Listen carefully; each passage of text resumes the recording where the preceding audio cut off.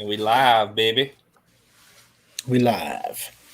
Missing our homie Bobby. I don't know what he's doing. He's probably got a splint or something. Maybe There he is. Maybe he's got some jizz in his eye. I think jizz in his eye. Yeah, Definitely jizzing. Yeah, Definitely. Well, I was driving home in traffic. The fucking, And then he jizzed. it's like he a got jizz in your 10-minute eye? drive that took like 20-something minutes because I don't You got know. jizz in your eye? Because I had jizz in my eyes. I couldn't see where I was going. I can only make right turns or I don't know, something. Yeah, hell yeah. Sticky subject, you know. Yeah, sometimes. Hey, yo. If you stay sticky, you ain't got to get sticky. That's right. If you stay ready, you don't got to get ready. Yeah. Which is the U.S. military's motto. That's why we Always stay at war. sticky. Perpetual. That's Makes right. sense. You don't got to get ready. Stay ready. Yeah. Speaking of not getting ready, that submarine was not ready. Bro, what is going on with Dude, it? did That they figure sucks, out what man. happened? Did they Not figure out what yet. happened? No, I don't think so. I mean, I- one of two things happen. One is the more likely option. Yeah. Which still don't really is- understand. I haven't- No, it probably I don't did. watch What the news, probably so happened what is they happened? probably fucked up one of the seals, and it That's what I'm probably saying, just started and pissing then- water in, and it just It kept just on pissing water. And by the time it starts squirting in, the pressure in the capsule is going to start skyrocketing, and long before the water is in there, they're dead from the pressure. Well, You know I what guess I it mean? depends on how low that, because if it started leaking while they're low, it'd be just pancake instant. It'd be horrible. Well, So- it wouldn't be anything. I didn't hear. I mean, I've just heard about it. I didn't read anything about it because I don't really watch the news or anything. But I heard watched- there's a billionaire on the Mhm. on the submarine or something. That's one of the guys that went to space. Also, is on the sub. Did you guys hear that or no? Mm-mm. Well, I heard there was a billionaire. I didn't know who. I don't know who or anything. I mean, Something and whether they're a crazy. billionaire or not, it doesn't really make. I mean, it's unfortunate somebody's passed, but if they're a billionaire, I mean, it doesn't make any difference to me. No, I actually, I'm I hate not to say saying it, but I they're care worth a more or little not. less. I'm just saying that it's Yeah. wild that like the person in that situation puts himself in that situation. I know, right? Like you could just coast through life, bro. You could, but I mean, that's one. Of the I don't know. things If I they say, when had they say a money billion can't fucking buy dollars, happiness, I You might get want bored. one of those space rides. I don't know if I need to go The see space the fucking ride, yeah. Titanic, but I wouldn't mind going to space. I don't know. I mean, more people have been to space than have been to the depth that they were at. Then to the depth of the Titanic. Yep, I more know that people we're have been talking. to If we're space. talking about the bottom of the Mariana Trench, then No, yeah. more people have been to space Count your than have been as deep as they were. Well, Yeah, because it's there's usually only I'd been, much like, rather be in space non-manned. though. Yeah, normally it's robotic down there. Yeah. Like there's only been a handful of people down there. Let's see. How Speaking many? of down there, oh, go ahead. How many? What's that? 2,000 fathoms. I don't know. What are we going to look at? You're looking something up? True. Yep. Let's see. How many people have been to space? 622 people have reached Earth orbit. Fewer than 200 have been to the site of the Titanic. Yeah, but I don't. I mean, like, I would still rather do a lap around the Earth in orbit than Oh, yeah. the ass Titanic. I'm just saying. Yeah, like, There's a reason why. There's a reason why, and it's not just because it's harder to get there or anything else. It's that people are like, I seen pictures of that. Yeah, and it's gonna look And the same through pictures this that I saw, window.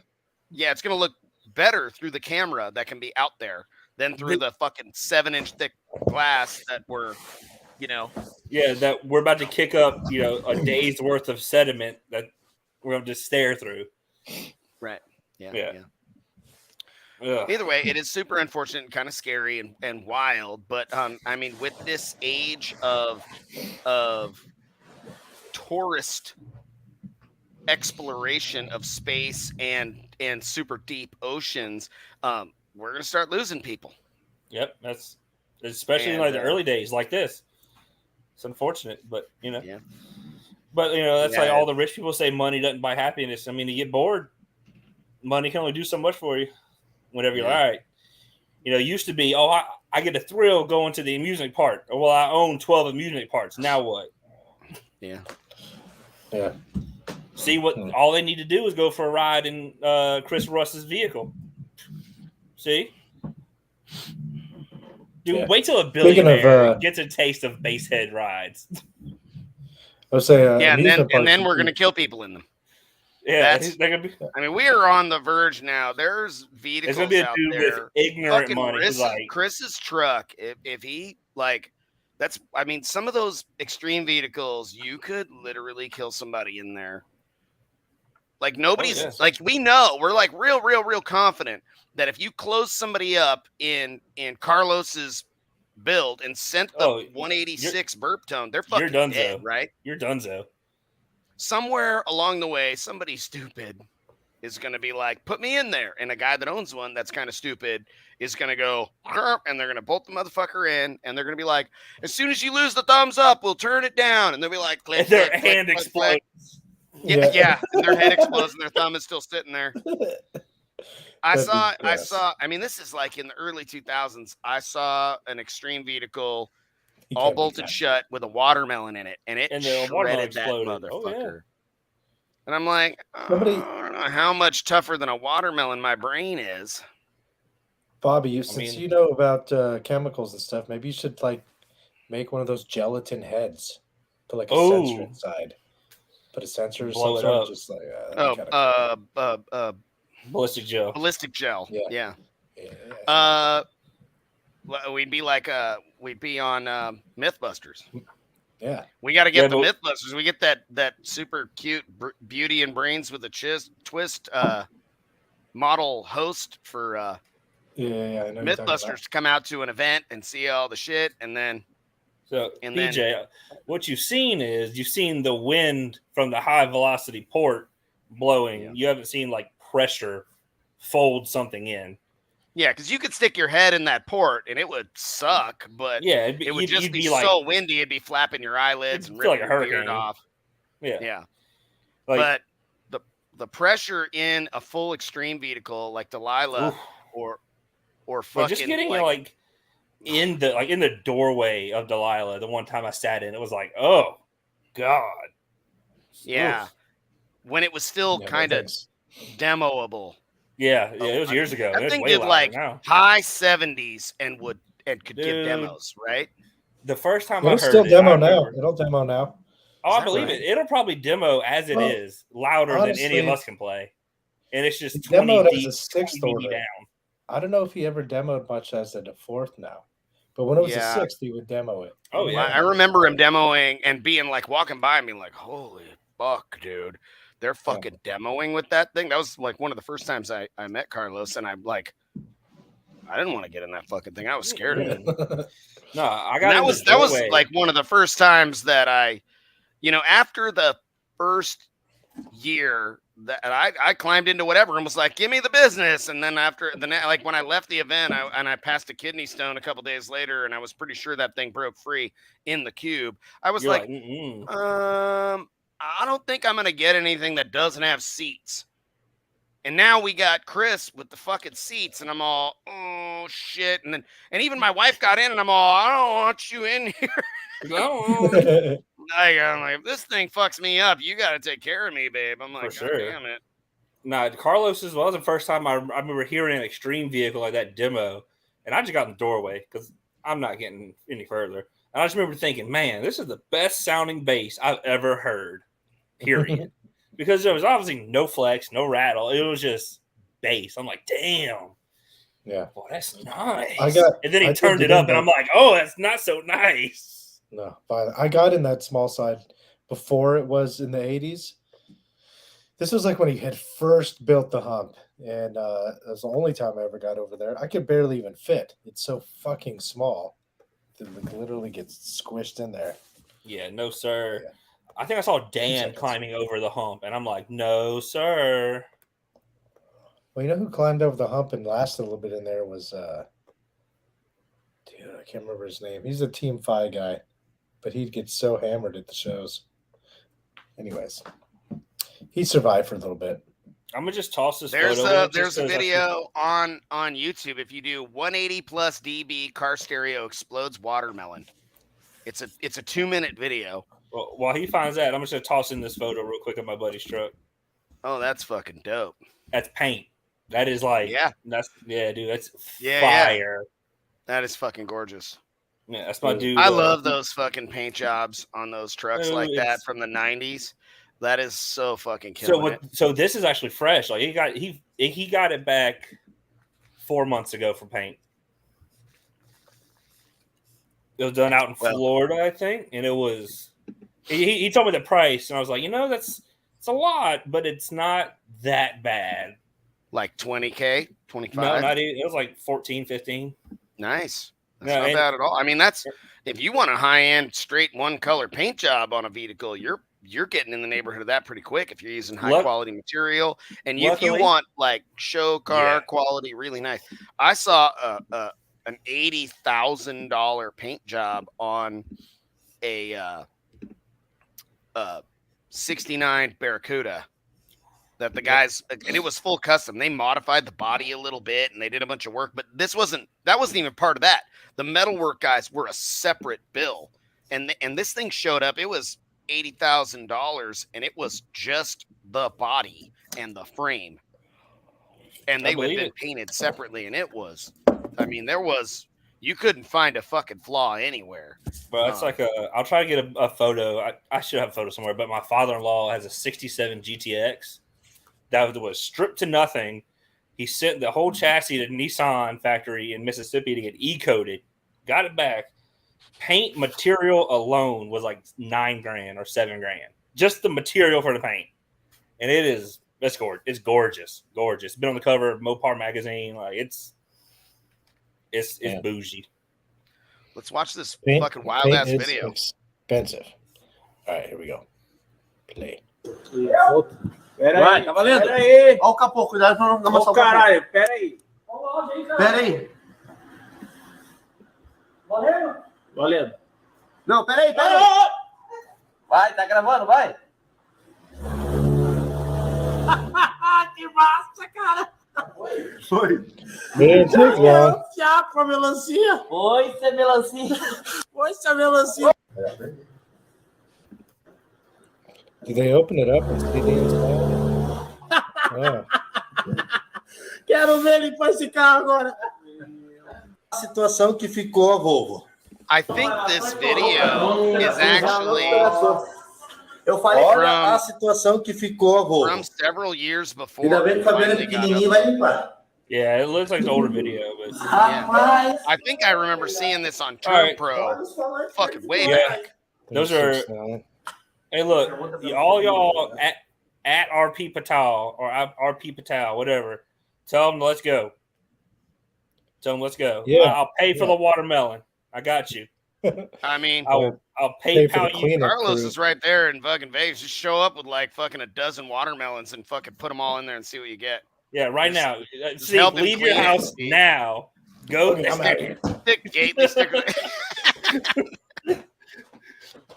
He's gonna pop up live in 20 minutes at Carlos's house. Carlos, let me in. With a watermelon banging on his door. Hey, man. Yeah. Jess opens the door. He's working. Slams the door shut. It'd be funny if he actually dips. Hey, Scott. I think I may have saved DeClue from being the first fucking goddamn fatality. They were talking about sealing him up for like 5 minutes in in Chris's what does Chris call his truck? Beat Dominator. The Beat Dominator. And I was like, I'm like 5 fucking minutes, dude. I've seen people last like 15 seconds, but 5 minutes, dude, you're gonna shit yourself. I was like, I sent him a message. I was like, please don't get in there. And I also sent a message to Chris, and I was like, do you know that if you kill this motherfucker in there, you're gonna ruin this whole thing for us for at least a little while? And you're gonna go to jail. Like that's all there is to it. And they both like responded like, I didn't think that far ahead. I was like, I could tell. Yeah. Scott, we had this conversation last week or 2 weeks ago. I said that whoever does it is going to go to jail, and there's no way around it. If people in the comments like, oh, sign a release. I'm like, it's not going to matter. They're turning the knob that directly kills this person. It's not like because I think someone brought up, I can't remember who it was, you hit the button for a roller coaster, but the roller coaster is automated and it's supposed to be safe. This SPO vehicle is just doing what it's designed to do. You just put someone in there. Right. And it's not like some engineers are like, yep, we verified everybody's going to be okay. Yeah, and they sign off on the ride, or you know what I mean? Like, we're just pulling up in trucks and pulling them off of trailers and be like, hop in, idiot. Now, like, if I mean, you're demoing it, even if somebody like dove out from the other side of the fucking hump and fucking goddamn face planted and scorpioned over and broke their fucking neck and which we've seen happen. They've just been I've lucky. Seen it. I have it on. It's on film. Out of the Beat Dominators, some young man. He was lucky he was bendy because his face and the tips of his toes touched the fucking grass at the same time. I watched it happen. I was like, "Oh my god!" He got up. Tell you oh right my now, god, dude, that shit's crazy. And I was like, if you see my face and my toes touch the ground at the same time, call an ambulance. Don't wait to ask if I'm okay. I'm not. Yeah. And not like your face is down and your toes are here. Like his fucking face is here and toes are over. Dude, I mean, he was probably like 19 years old, little thin dude, and fucking he dove out over the fucking hump and belly slid down the fucking steps. And you know, Chris's van is pretty big considering that it's as heavy as it is. I mean, it was oh yeah. Now, I think it wasn't last year.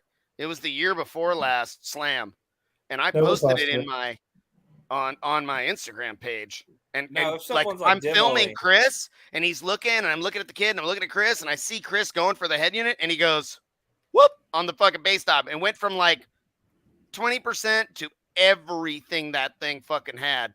And I was like, and you hear me say, I'm like, damn, Chris, you're hella mean with that bass knob, bro.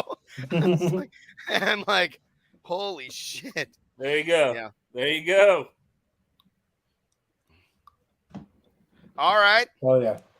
Bro, can we do it live on our show next week?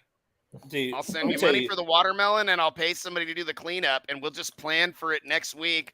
And we'll do it live on the fucking show, and everybody will be super stoked. Bro, let me tell you. So I went digging through RP's like photo album because people were posting, I use 4 gauge from speaker wire. I'm like, I think RP uses 8 gauge. And I went looking, and he does. But as I'm digging through the photos of like that van, I'm like, good God, Lord have mercy. This is so much work. I was like, yeah. Well, just the amount of wire to wire up the van. Dude. That's why I was looking at it. Like, I'm like, this has to be 8 gauge, right? Like, I'm looking. I see. I catch like a picture of the strand count. I'm like 7 something. I'm like, definitely 8 gauge. So I hop back in the little chat, the little Facebook group. I'm like, all right, look, if RP Patel, the loudest guy ever, can use 8 gauge, so can you. Stop using 4 gauge on your 2,000 watt amp for your speaker wires. You're wasting. You're making your life probably harder. Losing a little bit of power with some kind of. Right. What was I gonna say? It's for filtering. It's extra filtering. That's right. Filtering. I was gonna. Yes. Yeah. Oh, I was gonna say. So, like, if Chris is demoing and someone leans their head in and they have like a heart attack or an aneurysm, that wouldn't be his fault because they leaned that. Like, I don't think that would be his fault because he was already doing it and then they leaned into it. Do you guys know that I almost died of an aneurysm when I was 12 years old? No, do not know I actually that. had an aneurysm rupture in my brain and I was hemorrhaging and they saved me. Holy shit. They opened my head up and fixed it. Man, I got the big ass scar on my head. You guys ever seen that shit? Actually, the scar. I don't know why. Damn, close enough. I can't really see it on screen. See it in person. Could you not see it? No? My hair's a little too thick for it. I mean, it's fucking there. Time to shave your head. I saw thick head. Oh, look at my boy Skyler. Whoop, that's not Skyler. That's Skyler. Yes. Sure. Yeah, he said he was getting some funny noises out of one of our 6.5 boxes with some B2 subs in it, and I think the new B2 baskets might be a tiny bit bigger diameter, so they're probably binding in the hole, and it's probably leaking around the subs. So he's got to play the fuck game with 6 woofers. Oh, well, Hey, Should have bought Gately subs there, Buckaroo. Hey, yo, that's right. No, I didn't tell him that on the phone. I'm just talking shit. But yeah, I suspect that's the issue. Yep. Yeah. Well, speaking of shows, what's the next show coming up? Is Scraping, which is Scraping the Coast. Yep. Nice. Yeah, I will not be attending. Are you going, Steve? That's this weekend, there. Right? Yeah, it's this weekend. My truck's going to the shop tomorrow morning, get rear brakes, alignment, a couple other stuff, and then gonna load up the wagon and probably head down there Friday morning early. Be a good time. Oh yeah. Okay. Nice. So you're towing the wagon down? Yeah, that's because Duncan lives like 5 miles from the Coliseum. I would say 10 minutes, but during scraping it's like an hour. Like 5 miles from the Coliseum. So he's right there. How many people, like, how big of a show? Obviously it's a car show that has audio versus so how big is the audio? The show itself or both? Everyone who shows up, because there's a big difference. It's not like Slam. Slam, everyone who shows up goes to the show. Scraping. So what are you saying? People show up and they don't 5 times the size of Slam. Maybe really? 10, maybe 6. Oh yeah, dude, it's massive. But it's not just. What about the show. For car audio? How big is the car audio it's part? Tiny. You know, well, this year it's looking like it's gonna be a bunch of people, like a lot of people. But as far as like overall attendance, it's huge because like you'll have the show going on during Saturday, right? You look out on the strip, it is lined left to right for 2 miles in custom lowered, lifted, squatted trucks, car, everything. It's not just the show; is that people don't realize it's the entire town is taking over. It's huge. So it's kind of like Sturgis almost in a way. Yeah. Like there's a show, but everything's taken over. Shit. So the after parties and stuff are probably pretty wild. They're massive. Like we don't even go. Like there's the after parties at like the drag strip and a couple other places. They're huge. Like thousands of people at all these events. We just go back to Duncan's house and swim and do whatever. Oh yeah. Cool. Is Drew Jones getting Chris Lee Van? No. Stand at the door. I should the clue's actually on here. Shit. What's up, dude? Scraping Coast 2023. I want go to. Should pull up, bro. It's hot. No AC demos for you. I don't know, bro. You fighting? I'll get back. I gotta go get a charge cord. My freaking headphones are beeping at me. Damn. Subs up, port back is always going to be loudest. If you can't get enough space, use less subs. Yeah. Also, what organization actually has a window line, no wall class? Well, I guess you didn't mention window line. Never mind. You ever seen the older Ford Explorers? I saw like 4 of them that always did better with subs and port facing back.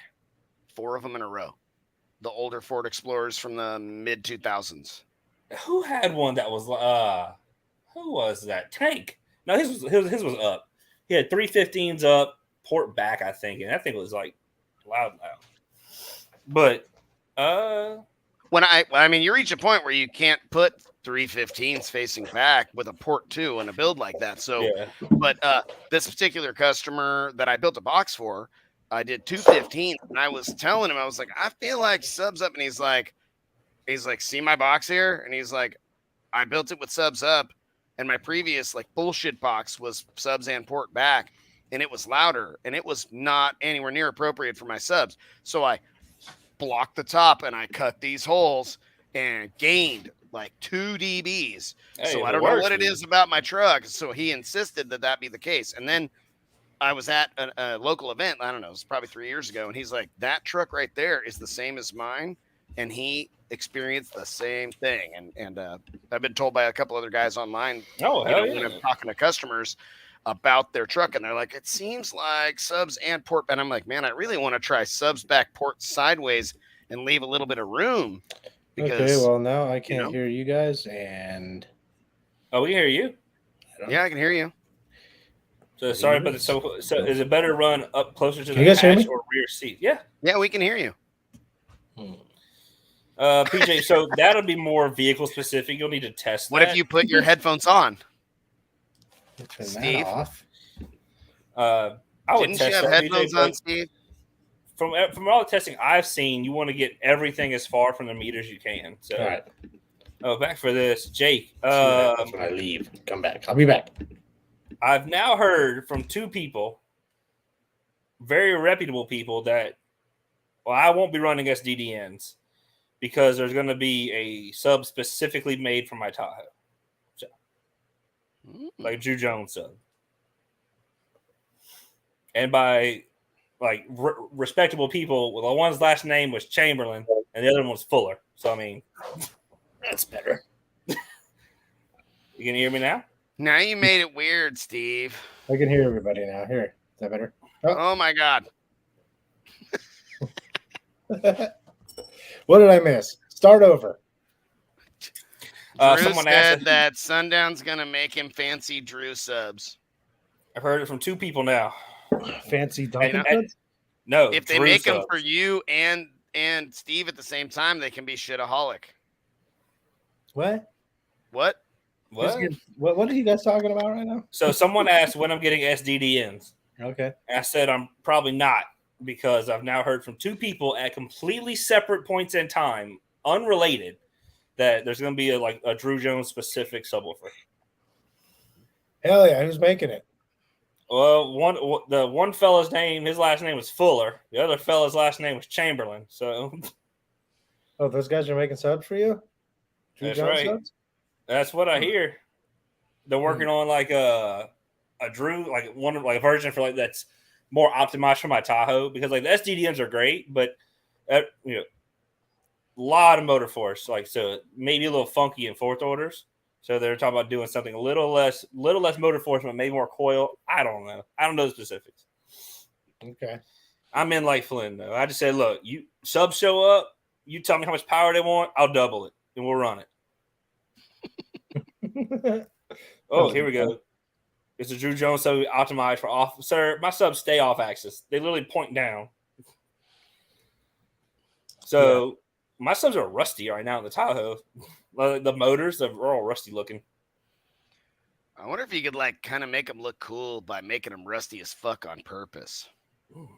I thought about so we got to pull two of them out tomorrow or Friday morning. I'm gonna sand the motor while they're out and be like, let's see what happens. No, that fucker's gonna turn quick. Does it affect anything if it's rusted? Yeah, it's just the back chrome. I mean, as long as no shit gets in the gap. That's the thing about sanding them is hella scary, is because some shit gets in the gap, you're fucked. Yeah. I actually run looser spiders for a fourth, whereas in a sixth, you might want it to be a little stiffer. Yeah, I like the sound. I like the sound of the black spiders. So whenever I put in my request for SDDNs, I was like, "Hey, I want black spiders," and Jake was like, "You sure?" Yep. He's like, "All right." Wouldn't you want I guess it depends on power, but a high power fourth, you'd want a very stiff suspension, wouldn't you? Yeah, but I don't really want to use high power. I want to be efficient. I'm not saying you go with a big chamber fourth, and you go efficiency, so you run less power. I like the sound. This is a thing that I had a whole conversation with Andrew Showers about. I like a really tight fourth order, and we run a truckload of power to it for output. But something that's a little more smooth is a bigger sealed chamber, softer suspension, less power. That's going to be more musical. Kind of like the brown spiders like Scott had in his excursion. That thing sounded great. I don't know if y'all heard that. I think it sounded fantastic. Whose vehicle? Scott Dilbick. It was a white excursion. Oh, yeah. With a fourth order C-pillar dude. He played it had to be all day Sunday at Slam last year. The whole day. Just did not stop. Yeah. But I like fourth order. Aren't the subs moving quite a bit more usually? I guess I'd say in a sealed box versus a ported box. I mean, they're definitely move more usually. Well, the sealed's gonna give you more control. So as it moves more, it's gonna build more pressure faster than a sixth. So it can be softer suspension because you're using that sealed chamber as part of your control. Yeah, it depends on the overall layout. Like, it depends. There's just the answer for everything. It depends. Yeah. I mean, I think smaller, lots of power, in my opinion. Well, so right now mine's 1.75 a sub, and I want to shrink it to like 1.5 and leave the black spiders. And I think it's going to get more efficient. It's going to get louder with less power, and it'll play lower.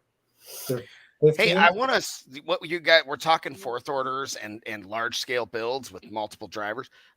I want to circle back to the phase aligning thing because I'm pretty sure that we all kind of as a consensus agreed that if it was a fourth order and if each driver had its own individual sealed chamber, right, phase alignment would for sure be amazing.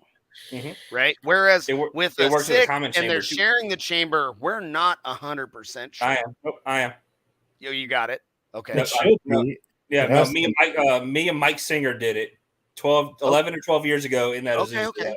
Yeah, if I hadn't done it myself, like hands on myself with the help of Mike Singer, then I'd be like, I don't know. But you're talking about phase alignment, so not time to do alignment. that to the Soulgasm, and well, time and phase are related. So what I'm asking Bobby is, what are you talking like? In my Explorer, we scoped each amp, each sub, and we lined everything up. It gained at least a dB. Yeah, you did electrical. That's what I'm talking. That is what I'm talking about. Phase alignment, mechanical. No, I'm talking about acoustical. Electrical, acoustic. So I'm asking, like, which alignment? I'm talking about acoustical alignment. Yeah. So phase alignment, like making sure they're all perfectly the same. Yes, but if you can do the acoustic alignment that is a little more advanced, that I haven't done that yet, and we have set up the Soulgasm for it, and we intend to do that. I'm hoping to do it before we bring it out again and get some. I got to collect some data on what kind of output it has across the bandwidth, and what kind of power it's clamping and things of that nature, and then I want to make that acoustic alignment. And then I want to run those exact same tests with the exact same conditions and see what we find.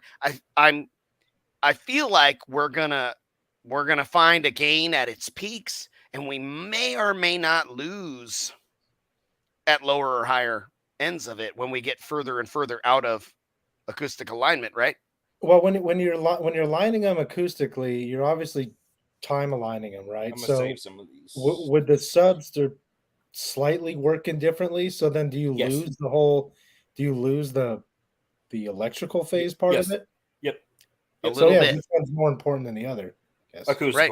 And we may go, holy fuck, it gained 2 fucking dBs at its peak, but it lost a dB or 2 over here on the low or the high, or it might not lose jack shit because it may not matter that much at those levels.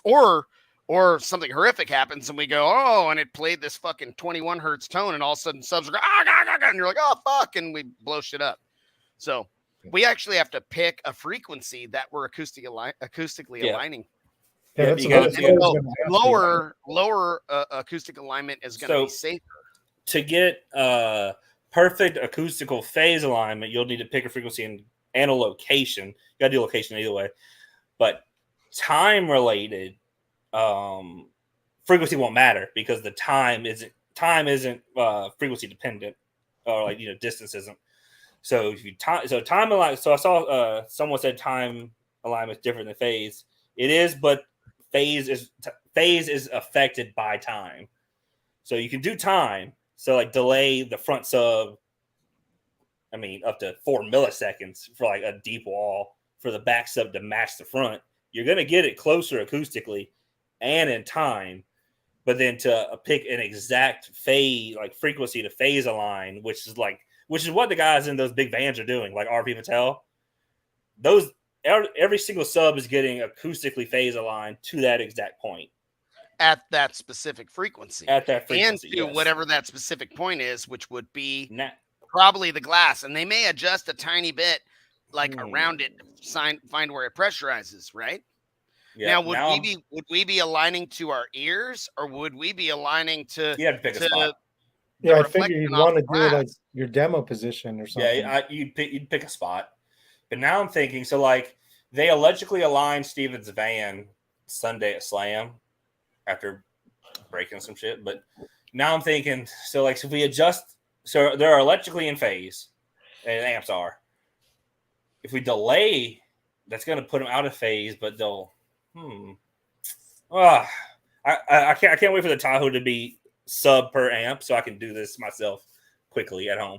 That's why I can't right now because that Tahoe isn't wired for that. I have 2 amps per row of subs, and it's as soon as I get another 7500, I'm gonna wire it for amp per sub so I can do all this testing myself. I'll sponsor that goddamn amp. I want to know for sure. But also we're running low enough power. We're running low enough power in the Soulgasm that even if they were completely out of phase, it's probably not realistically enough power to break any of those woofers. Subs, yeah. I mean, we're maybe getting 1,500, 2,000 watts on each woofer with it wired at 1 ohm with the appropriate. I mean, really, we got a 7,000 watt amp wired at 1, shitload of rise 6th order. Yeah. I mean, I'm guesstimating maybe it's 2,500 if we have very low rise. And you would catch it before you really got into it. You can. You would hear the difference. Yeah. You'd see the meter numbers dive. Like I'd be like, you know what I mean? Like, yeah. I mean, it demos way too long for it to be getting much more than fucking 2K sub. I don't even know if it's getting that because that thing literally turns on and can play full tilt song after song after song and barely gets warm. So yeah, the amps don't get hot, the subs don't get hot unless we get all Captain Clippy, my boy, or we play a dirty ass song that's is known to be filthy and makes shit get hot. But once you double that power, you'll start to see all kinds of shit. Yeah, you'll start to see it. That was one thing that impressed me about those. I mean, I know they were just over RMS, the L7Xs in the wagon, but dude, they just ate it. They loved it. It was great. Are you guys going to do any deadening to it before you take it to scraping, or just no? We're going to put it back together. Like we had a couple, had some tweeters fall out because they were just held in by the screw, just like some basic maintenance. And then I'm putting a different charger on it. That's it. So one thing we didn't really talk about last week was the mids and highs. How I thought they sounded really good. Dude, I was super happy with them. Yeah. So, yeah. They're not. You put a little mini max tune on it to make them sound nice and clean. I did a very, very quick max tune in the Airbnb driveway Friday morning. Nice. Yeah. Slam Halen, the tweak freaked out. Probably because the fucking head unit shit the bed and it was hella broken. The last demos I would do, and I had the head unit in my hands and the wires weren't long enough, and I'd be squeezing the connector on the back. That's what you were saying. You're squeezing the fucking head unit, and I was like, all right, it's the last one, and another guy's like, I can't get. I'm gonna get in. It's like raining. Your hands cramping up. Dude, my fucking arm, my right hand, was sore from squeezing the fucking head unit physically. So, yeah. What head unit's in Steven, there? You want to know how my back is, it was a Kenwood that had a fucking CD player, which I don't know how the fuck anybody made that decision, and I don't know how I didn't say that's going to be a fucking problem. I didn't think the Slam Halen was going to be anywhere near as loud as it is. I told you off rip. Whenever you told me that what you're doing the back wall, I'm like, that's gonna be. No. Before we were doing the back wall, before we did the back, when we lit that thing off the first time, we were all fuck. I was like, this motherfucker's gonna be wild. The subs aren't even broken in, and this thing, and it just gained and got more and more violent. And I mean, we're so happy with that thing. It's a fucking absolute beast. Now, also, those 8Ks are at 1.3 ohms each. I can swap some subs out and be at 0.6 ohms, and we're going to gain even more. So it's like, holy shit, dude. Jason, 12 6Ks because you're going to be at half ohm per amp. Amp per sub. Amp per sub. That way, if you lose an amp. Sub at a half ohm? Yeah, because SDDNs are all dual ones.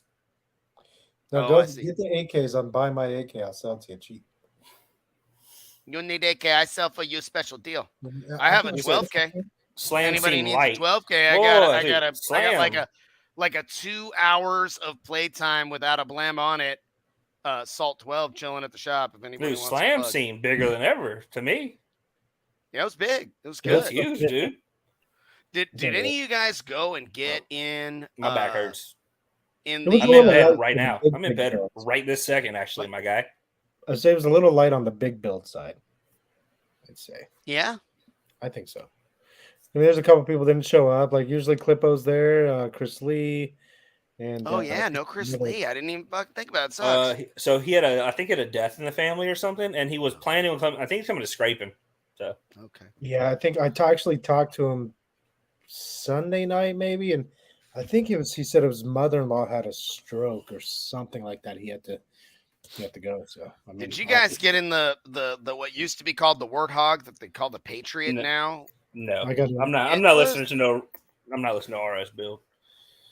It was pretty fucking loud. Well, it better be. It better be.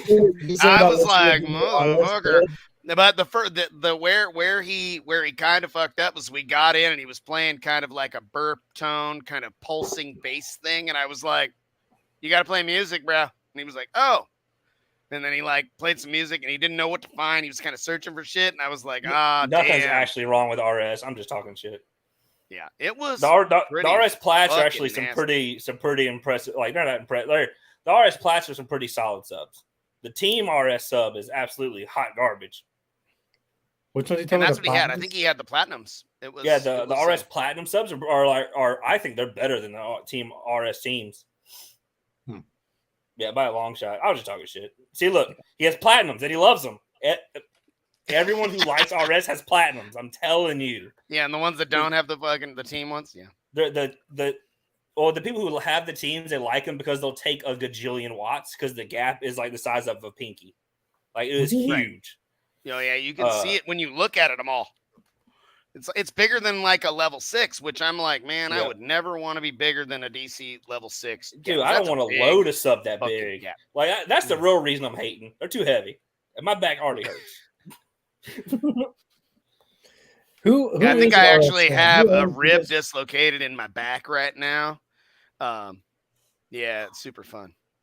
What's You that? guys know who owns RS? Who runs it? A dude named Robbie, I think. Very nice people. They were great. And right next to them, they had a young man. He was like 16, 17 years old with a little Scion, I think, that was fucking cramming for relatively low power and low subs. I was like, I always find one of these at Slam that I'm always like, you got like two fucking Terra Amps 8Ks and you are crushing like damn near a 160 with like inexpensive subs and some shit you built in your driveway with your dad. Well, dude, I love that stuff. Like I'm over. Like I can appreciate the big builds, like Stevens, even my Tahoe's. Like, yeah, it's real cool. It's supposed to be loud, bro. It's 615s on 30K. If it's not loud, you need to take that shit back to the house. Yeah. Yeah, there was one build at Slam too that was like that, Bobby. The guy actually came to the booth. He was like, I want to give you guys a demo. He brought us over. It was a extended cab F-150 blow through, and it was doing 66s. What? At like 30. It was fucking wild, dude. It was so fucking loud. I couldn't believe it. And it was just like a build never even seen. And they got no like praise. Maybe it wasn't 60, maybe it was 64s. Whatever. It was still one of the loudest. If it's a 60 fucking zero and it's a blow through, yeah, that's loud. Yeah, that's fucking killing. And I don't know that the Slam Island is doing a 60. I bet it's in the fucking neighborhood, but I'd be a little surprised if it's a 60. But it's that's a lot of a build. Yeah, it's. I mean, I remember what it took to get Duncan's truck to do a 60 when it was a blow through. Well, granted, he was using Stinger batteries. So, I mean, his voltage was, astounding. It was great. Right. Yeah. But, if you were to go back in time to that exact build and pull all the AGM. Oh, it'd do a 60 on two amps instead of 4 all day. Yeah. Yep. But I mean, we say that about all of our old builds. Like the first vehicle that I ever almost got to a 60 was 218s on 2 RDD9s, or 2 5 and 3s.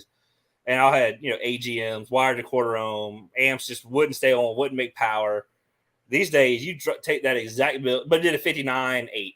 You take that exact that's like build, a 63 on lithium. Yeah, on the exact same amps and subs, 63, all for it. Dude, I think they tweaked the fucking meter. I think they software updated that shit over the last 15 years, 10 years. Oh no, I have every directly December seen. They give a fucking 0.1. I've seen it the other way. 10 years later, you got a full dB more. You're like, dude, I didn't even change my build, and I gained a dB.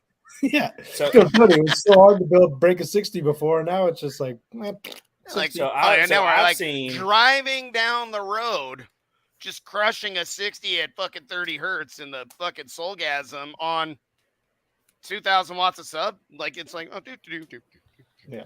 Like, but and we think that, but then we look back at the guys like Brett Arsenault, who was doing a 60 back then on AGM power. It's like, damn, bro. Like, but then you look at like builds now that do a 60. You're like, oh, you were just doing stuff then. What they're doing now just powers a third of the cost. Right. Yeah. Like throwing power at it's easy. I'm like, I wish we had a little more power and like, used and to I'm be, like, Colt, put a battery right there and put another one over there. And Colt's like, cool. And like 2.5 hours later, he's like, those batteries are in. I charged everything. Yeah, these days, used to be. I want to put 112 more power, more amp hours of lithium power, and just like, bloop. Yeah, it used to be. Oh, I need to add more batteries. Okay, where do I have room for 12 AGMs? Yeah, it was and for those AGMs to not be able to output enough current. You know what I mean?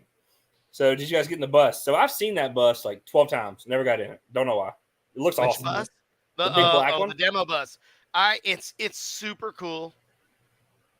But it's not from what I saw, right? It's the one that has the subs and the diamond shapes towards the back. I think so. Yeah.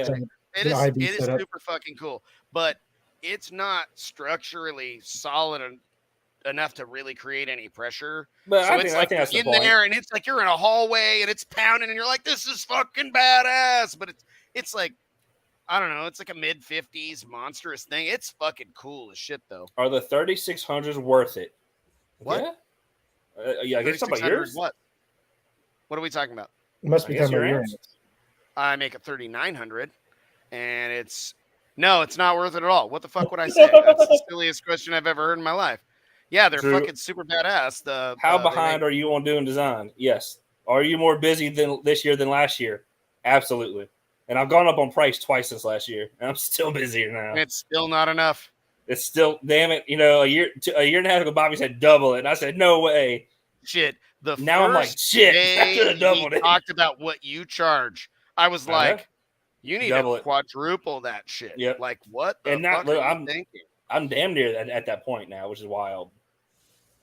Oh. See what Michael say. Oh yeah, bro. Oh, we were supposed to get Michael on this week. Damn it. Oh yeah. What you doing, bro? What you doing, bro? What you doing? You want to jump some pictures, bro? I'll drop you a link right now. Speaking of batteries, it's crazy to see you gain from going 14.4 to 15.8. Depending on the chemistry, you gain a lot. That's 10% more voltage. 40 18s in that van. Oh, they must have changed that? Are we talking about the van or the bus? The bus. Sorry. Then they must have changed it from what I saw last year and the year before. Oh yeah, I think it was changed, but I don't know if it's more safe. I did see it broke the windshield this year. Well, that's look, badass. Ed remembers 400 pounds of 8-volt forklift batteries. Dude, first 60. Dude, guarantee I could do a 60 with a single Titan 8. I know I could, because the Nitro only needed, with the cracked A pillars, it needed 4,900 watts to do a 60. I could pull that out of a single Titan for a burp. Easy peasy. So you can pull that out of a 3100. Yeah, that was a stock cabin. Down to 9 volts. But 9 volts is good. Sure, let's do it. Let me go send this man a link. Hey, send me some pictures real quick, Michael, before you hop on this link. Send me some photos and stuff I can pull up. Yeah, Michael's got the first 3900, and it's pretty badass. I think he's actually wired at a half ohm, or he's got like some odd issues with his voltmeter. And I've never seen it read low. I've seen voltmeters read high when the battery goes low because the reference, right? But yeah. Dude, my laptop is running at 1,000,000 degrees in my lap currently. Oh, so someone asked how my back was. I'm literally sitting in bed right this second. So I think Bella's ride did like almost a 50, right? It slammed 48, 49. With that something. wide ass open fucking And side. I don't know if He's you guys- done some work to it over the last couple days. He put in like a half wall thing I bet would gain a ton. So I don't know if you saw the post from Andy. I mean, it's extreme. from Sorry, Derek about that Power Wheels that they brought into the Sundown shop that's got 412s in it. I saw that. Why does that look so cool looking? It looks cool, but guess who's louder with four? What are they? 6.5s? No, those are 8s, right? Those no, are they're 6.5s. Yeah. And I want to cut a new baffle and put 2 more drivers in it. I mean, you could probably put 4 8s in there if you wanted to, or 6 6.5s. So Andy, like we're not gonna count.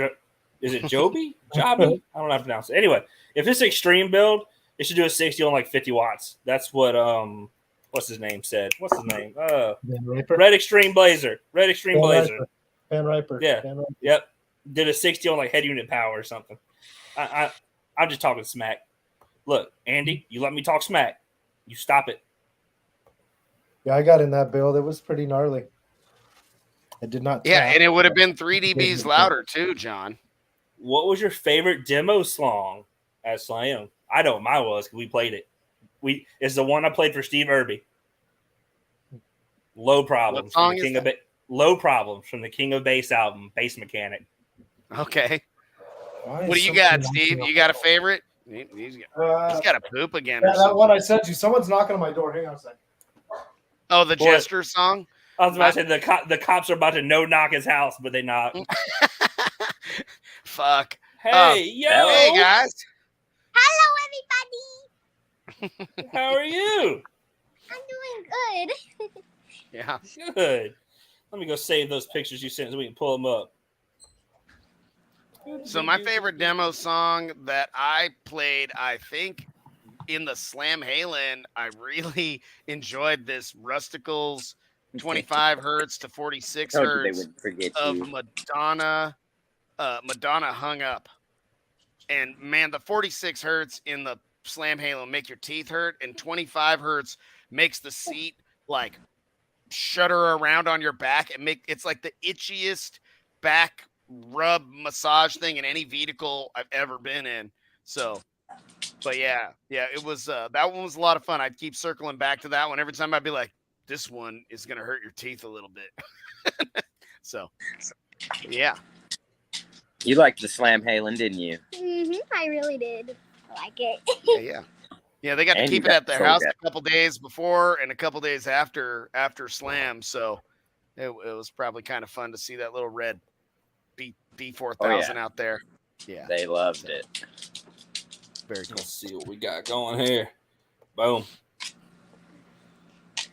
Boom. Whoop. That's not what I wanted to do. That's not the boom anybody wanted. There we go. You can do it, I believe. Yeah, we just got through adding in that half window on the side, just enough room for her to be able to stick her head out, and hopefully we can get it, with subs broke in some so she can see if she can do some hair tricks. Oh, wow. Yeah. Very cool. Especially with the testing I did today. She hasn't even seen the numbers from that. Oh, okay. She's like, what you mean? Yeah, what kind of numbers we talking? Well, did the testing. I got in there with the DD1 and got it all set, and then threw the mic in there or the meter, and you got 9,000 watts out of that thing. Yeah, what? I lost it. What the fuck? Clamping 9K out of the. Well, what are you wired to? 0.1? Yeah, what are you wired? No, it's supposed to be wired to 1, but every time I check it, there had to be something going on. I thought my multimeter was wrong because it kept reading 0.4, 0.5. But yet the audio multimeter came right out at 0.52, and then it was jumping up to 1.3, and then it hit a solid 41 because I was doing a bass boxing tone. track, and it hit a solid 41 hertz beat, and it just started shaking the rafters and stuff started falling off the top of the garage. And I looked over and seen that, and then looked back at the meter and it said 9K. I was like, wait, what? Yeah, I was gonna say, with how solid everything is, and I mean, you might just have absolutely no rise at that frequency. It's just beating. Yeah, it was crazy. It blew my mind. And then I went and got the meter out of there, and it said 150.71. Mm-hmm. What was your goal? 150. You just broke it. What? Yeah, that's why I didn't show you. Let me see if I can pull that. Congratulations, Bella. Good work. See if Oh, I can pull thank this you. video. You guys are amazing. Holy moly. I am so Love glad it. to be part of that build. Once I got You a guys best have been of working show your butt off trophy. on it. Dude, I can't Yeah. believe it. Yeah, once I won a best of show trophy. Yeah, you did. It was. Yeah, she wanted me to put her trophies up here behind us before we got on. She's been anxious all day since she woke up this morning. She's like, you know what today is, right? I said, yes, I know it's Wednesday. She's like, yeah, it's quietly loud. Yeah, it's tonight. Just she's been on it all day. So I can't play the excited. video, but there it is. Look right there, Nice. Bella. See it? Mm-hmm. 150. Dude, There's some magic going on in there, Michael. You made it work. I'm really hoping that that when we make the new baffle for 6 or who knows 7 subs or whatever we squeeze onto that thing, that it's reasonable to put it back to 4 if you decide you need to. But yeah, wow. With the amount Andy, of room that's a Gately there, I'm sure it's 3900. going to do great. What's the specs on the box now? I don't know if you already went over it or not, but you got some of the details on it? Well, the box was right at 0.53 per sub, and that's a little big for them, like right on the limit of what they can be maxed out at. And so we tried to do like some 45s here and there to try and reduce it down a little bit, but probably didn't get it very much. But it's tuned, I believe, right at 38 or 37. I think it's 38. So it's built kind of musically. It's not necessarily even built for numbers. Oh, it sounded really good when I was squeezed in there listening to it. I was like, this thing rocks. This is rad. I was, and it was pretty low on battery power. All that thing is powered by is that Retro 30, right? You didn't have any secondary electrical connected to it for any of that? No, I did put a NXT in there, but that's not even connected through the audio. It's connected to the vehicle itself to try and keep it from drawing down when she's driving, which helped out quite a bit because it pulls its own weight and still drives full speed, which is insane for all the weight. Yeah, it's a lot of acrylic in there. I know. Like, I can only imagine how much it actually weighs, because when we let it go, I was pushing it at the show just to kind of help out and keep it from dragging. But I'd let go of it, and it would just drive just fine on its own. Like, it's I think it was Saturday or Sunday you were riding by with it. Sunday. We did a little bit on Sunday, but on Saturday when we drove it over to the lanes. Yeah, she was cruising in it.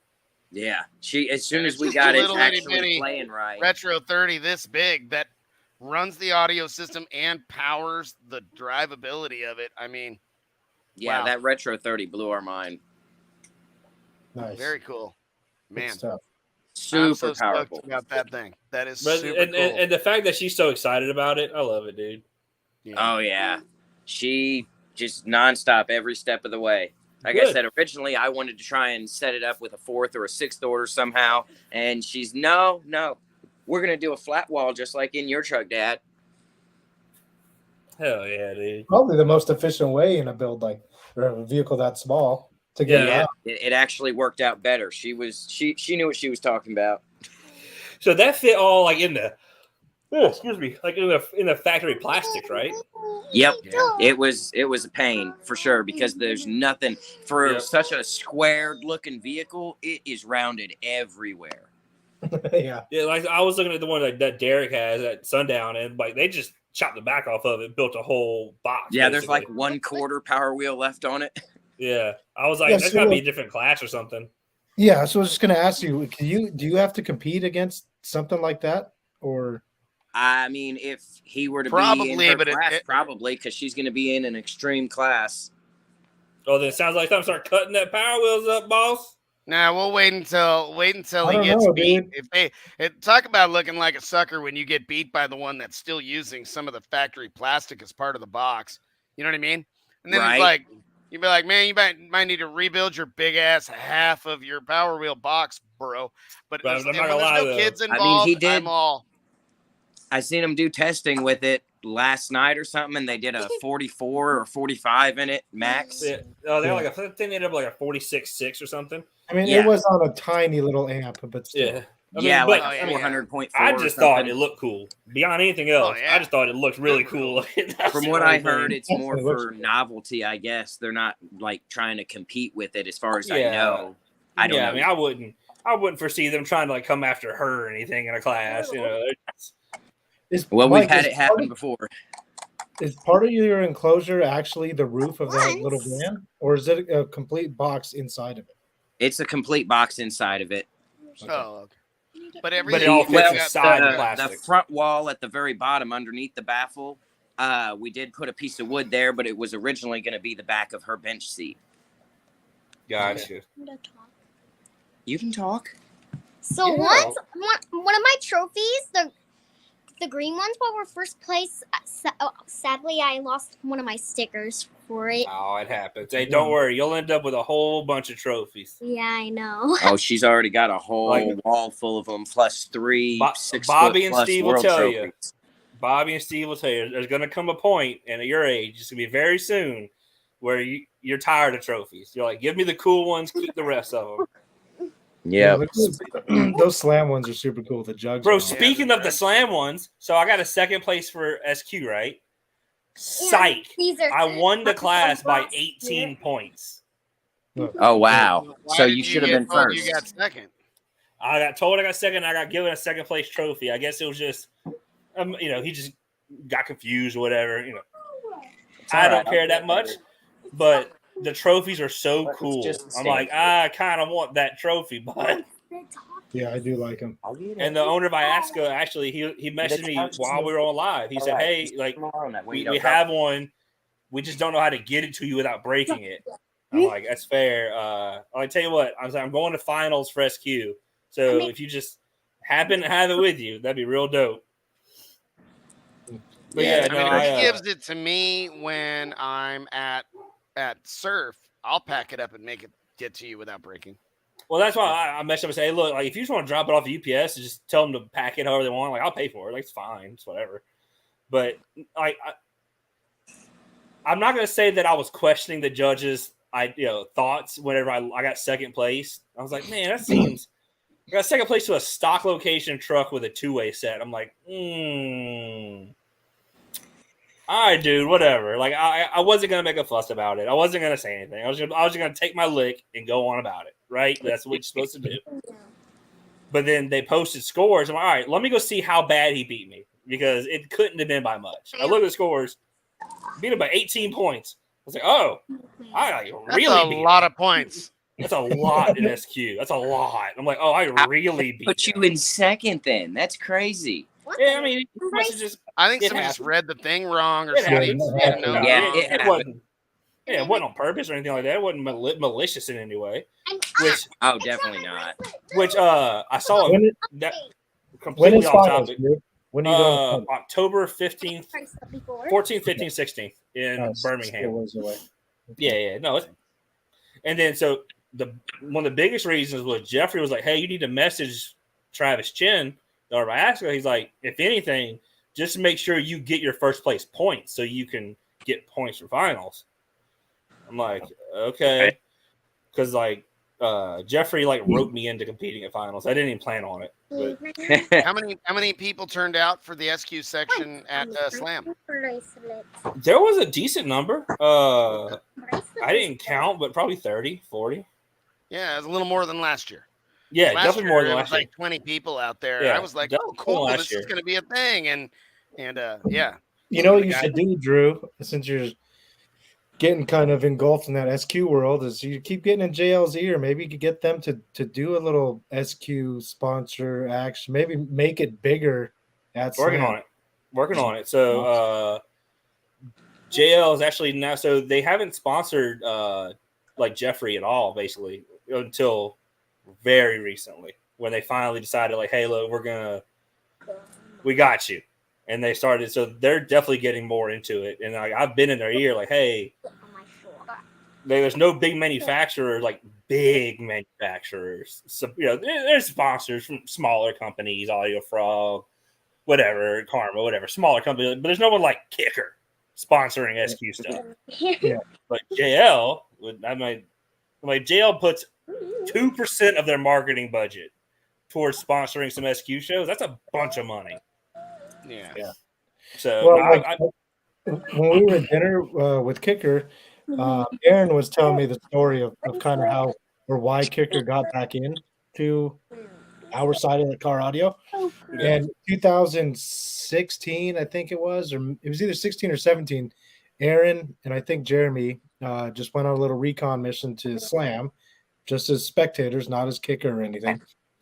And when he went back, he basically was like, dude, this is huge. It's way bigger than I thought it was, and how much like the resurgence of our side. And then that's what got Kicker back into it. I feel like if JL were to go, they kind of get that same. Yeah. So I've been know how big shit's gotten again. It's like, and that's one thing that I've been pushing forward to. I'm like, y'all need to come out to some of these shows, especially when I was at JL when we did the live stream.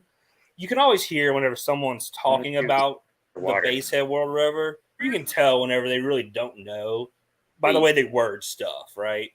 They use the word like, like USPL guys trying to get an extra DB or something like. Okay, you haven't been to a bass show in like 15 years, have you? Yeah, like it's fine. You can just say that. Yeah, but yeah, like you said, like they just need to come look at how big these events are, and it's like. Granted, I know that the basshead market is a blip on the radar of a bunch of these companies. I get it. Yeah, but it's not. I don't think it is as little as the perception was for the last so many years. Like, agree. Like, I mean, when I was 18, 17, 18, 19, 20, it was JL and Kicker and Fosgate in the SPL world. JL was a huge player. I feel like they could come back and come in kind of like how Kicker has. That'd be fucking awesome. I like you said. So speaking of shows, Bella and Michael, what shows are you guys going to be attending in the near future? There's one this weekend that we're hoping to try and get to. I'm hoping that the Serpentine belt for my truck arrives before then, but I just checked the tracking on it, and now it's saying it's going to show up on Sunday, and that's the day of the show. So I've got a local friend of mine, Kenneth, that said he'll haul her truck out there if need be. And nice. I'm not worried about my truck. I just use it to be able to get hers there for the most part. Hell yeah, dude. Right on. Where's and the that's show? local to you, or where's that at? It's out there at RP's shop in Lafayette. Okay. Oh, very cool. Dude, every time I hear Lafayette, I think Louisiana because there's Lafayette, Louisiana, like an hour from me. Yeah, we got about an hour away, about hour and 20 minutes away from us is Lafayette, Indiana. Last time we were out there, Bella seen RP come out with his van, and she's like, well, that's not really that loud. I want to get a demo in that, Bella. World Finals? Yeah, that too. I was like, Bella, it sounds quiet out here because he's got it so solidified, but it'll kill you in there. Yeah. Don't get in there. When you guys did we were there, don't get in that one. That'll be your head. Yeah. Yeah, did she see the video with the watermelon? Yeah. Yeah, like, you see that's what would happen to you inside of there, Bella. Yeah, you hear them, so that's what happens. You get inside there. No need to do that. Danny, I starred this earlier. I forgot to answer it. Danny, I don't know if you're watching. No. If you want to do phase alignment without Max, it is absolutely doable. You can use a USB mic and RU, and there's a way to do it. I don't know how to do it. I couldn't tell you, but the internet can help you. But I don't know how. Just to be honest with you, I ain't got a clue. I have been spoiled by my Max. There's no way around it. That's what I was gonna say. The amount of business that you got with that Max and Tweak for everyone. Yep. I didn't even know about it before you, Drew. Like, I know that's so many people have had to have gotten it. Gately got it right out the gate. And what's crazy is like I've been doing DSPs for forever. I've never known what I was doing. You know, I've always kind of guessed. I've just guessed well enough to make things sound pretty good. Now I can be like, look, I can prove it sounds better. Yeah. I got a lot of DSP training from Aaron White at Audio Dynamics back in 16, 17, 18. Hey, DJ. And I got pretty good at tuning DSPs. I mean, pretty quick. It's like you're playing a video game. You got two computers going. It's super fun. But the Max is so powerful that we're just barely scratching the surface of using all the powerful stuff you can do with it. And Drew is like, the more I learn, I don't know I can do with this thing. And I got my man John Nolte, who's literally one of the smartest people I've ever met in my entire life. And he's like, I need to play with. I'm going to order one, and I'm like, just come get mine and go play with it. And go play with it. Yours, because as soon as you get into it and start playing with it at all, you're going to be like, how do I get one? And we'll get him one order. John will order one for you. Like, has he not played with it yet? No, man. John's I'm a playing super too, he busy said. dude. I did see a post of his with a van with a bunch of steel in it. What is he doing over there? It's a like a the bread truck? Delivery truck, a big box, like big diesel engine dually, like several ton thing. And he's got a stack of Relentless 15s, and we buy two Maxes, John. Okay, so the big that sub he was working on, is that gone? Is he not going to do What's it? What's that? The big fan thing.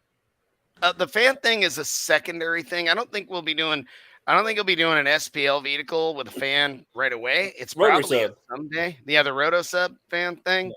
I think that's a possibility down the road. I think he's looked at that as, okay, I need to build something smaller scale and build these things up and make a really cool product that is a Roto Sub.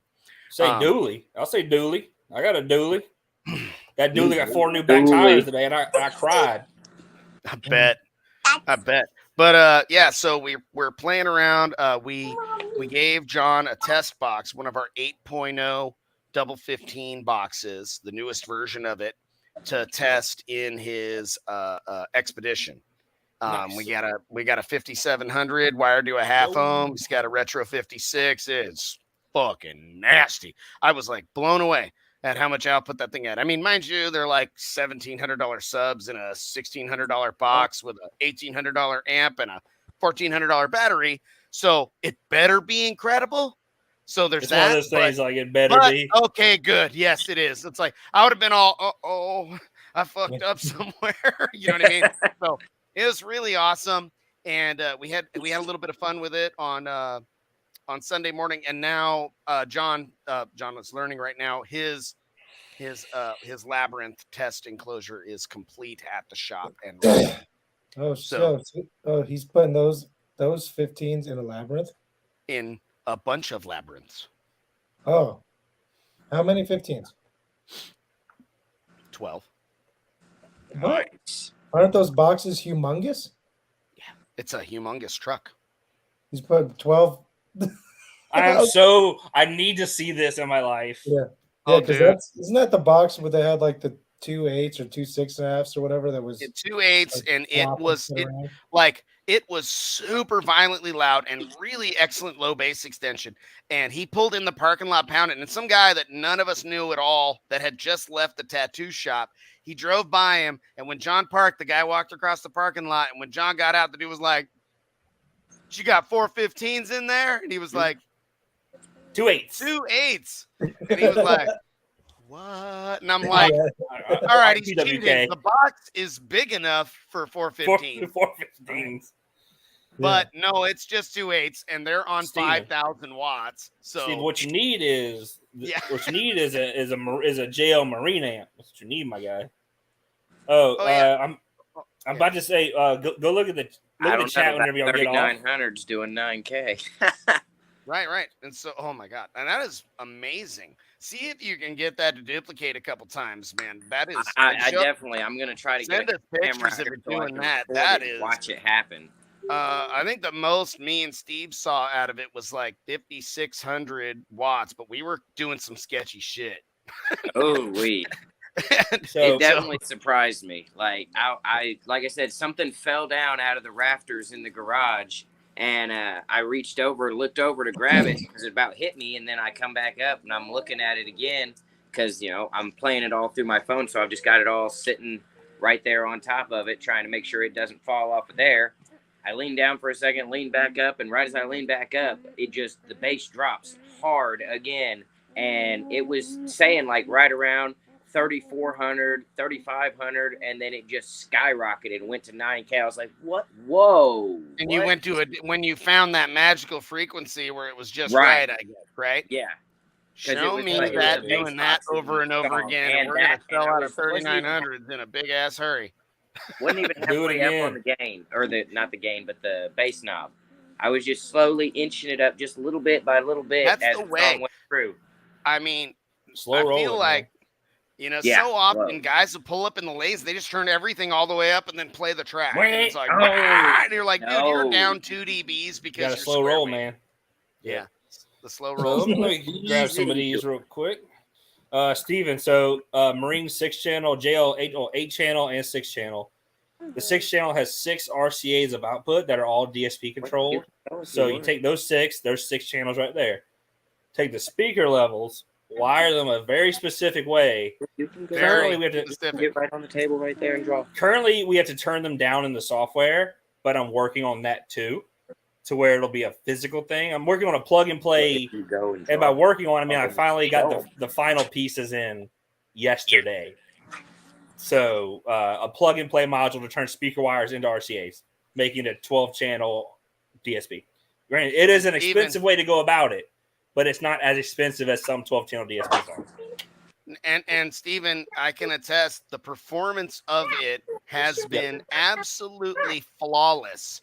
We don't make the slightest peep of fucking engine noise or any kind of noticeable noise floor. Like, it is so silent in the Soulgasm when it's closed up. Yeah, they're doing this already in the Soulgasm. They have one. They don't have the plug and play thing, but he made it plug and play anyway. You made it plug and play for us. So yeah, no, it'll be even easier than that. Look like a blur. Excellent. Y'all saw the video of the 2 8s in a trunk, windy as hell. Yeah, that dude talks shit about people for no reason with it because he has 2 8 box that can play a single note at XMEC and break subs every couple of days. Don't care. I know what you're talking about. Yeah, no idea. Haven't seen it. You ain't missing nothing. He has 2 8s that are kind of windy in like a little foreign car. But so if you watch any of his videos, he plays a single note of a song at very specific frequencies. And the subs are full XMEC the entire time. So you made a Burt box and you play XMEC. That's super cool. But then he like I didn't talk any shit about him, period. And then I did because he started talking shit about me out of nowhere. Luke, you gotta hear some of the builds that I put together. Like the Slamalen is a really beautiful sounding build. I think the advantage of the Slamalen over like the Soulgasm currently is that the last time Colt put the Max system in the Soulgasm was like 6 weeks before he put the Max system in the Slamalen. So we're gonna have to put the Max back in anyway. 6 weeks. And I bet, Colt and Tyson are doing it together. And man, when they set it up, like they're like, okay, cool, and I do this and that. And once they get in the software, they're all on the computer and they're like, this is awesome. And I'm like, okay, cool. I'm like, I'm paying them for that. They look like I shouldn't be paying them for that. No, they're enjoying this far too much fun. But man, they're what you do. Bobby and them haven't seen that yet because I'm not sure how public I want to make those, but I sent them so they can see them. Let's see. Say what? Are people using? I sent them to the chat. You'll see. Are people using line drivers? Yeah, but not Mike particularly. It's not. So like, let's circle back to this. There you go. The line driver thing, an example of why the line driver isn't really useful, like in the Soulgasm, we had a line driver for it because we used a line driver in the Raiden truck because he had 12 amps. We needed to use a line driver, but with the Soulgasm, we have 6 channels of output, one running each amplifier. So there's no reason, there's not like a stack of amps that are all having to split a single channel to power them all. So and also low modern amplifiers voltage. are much less sensitive. Like, you know, you go back to the early 2000s when you had to amplifiers that wanted volts. To see, you know, 9 volts.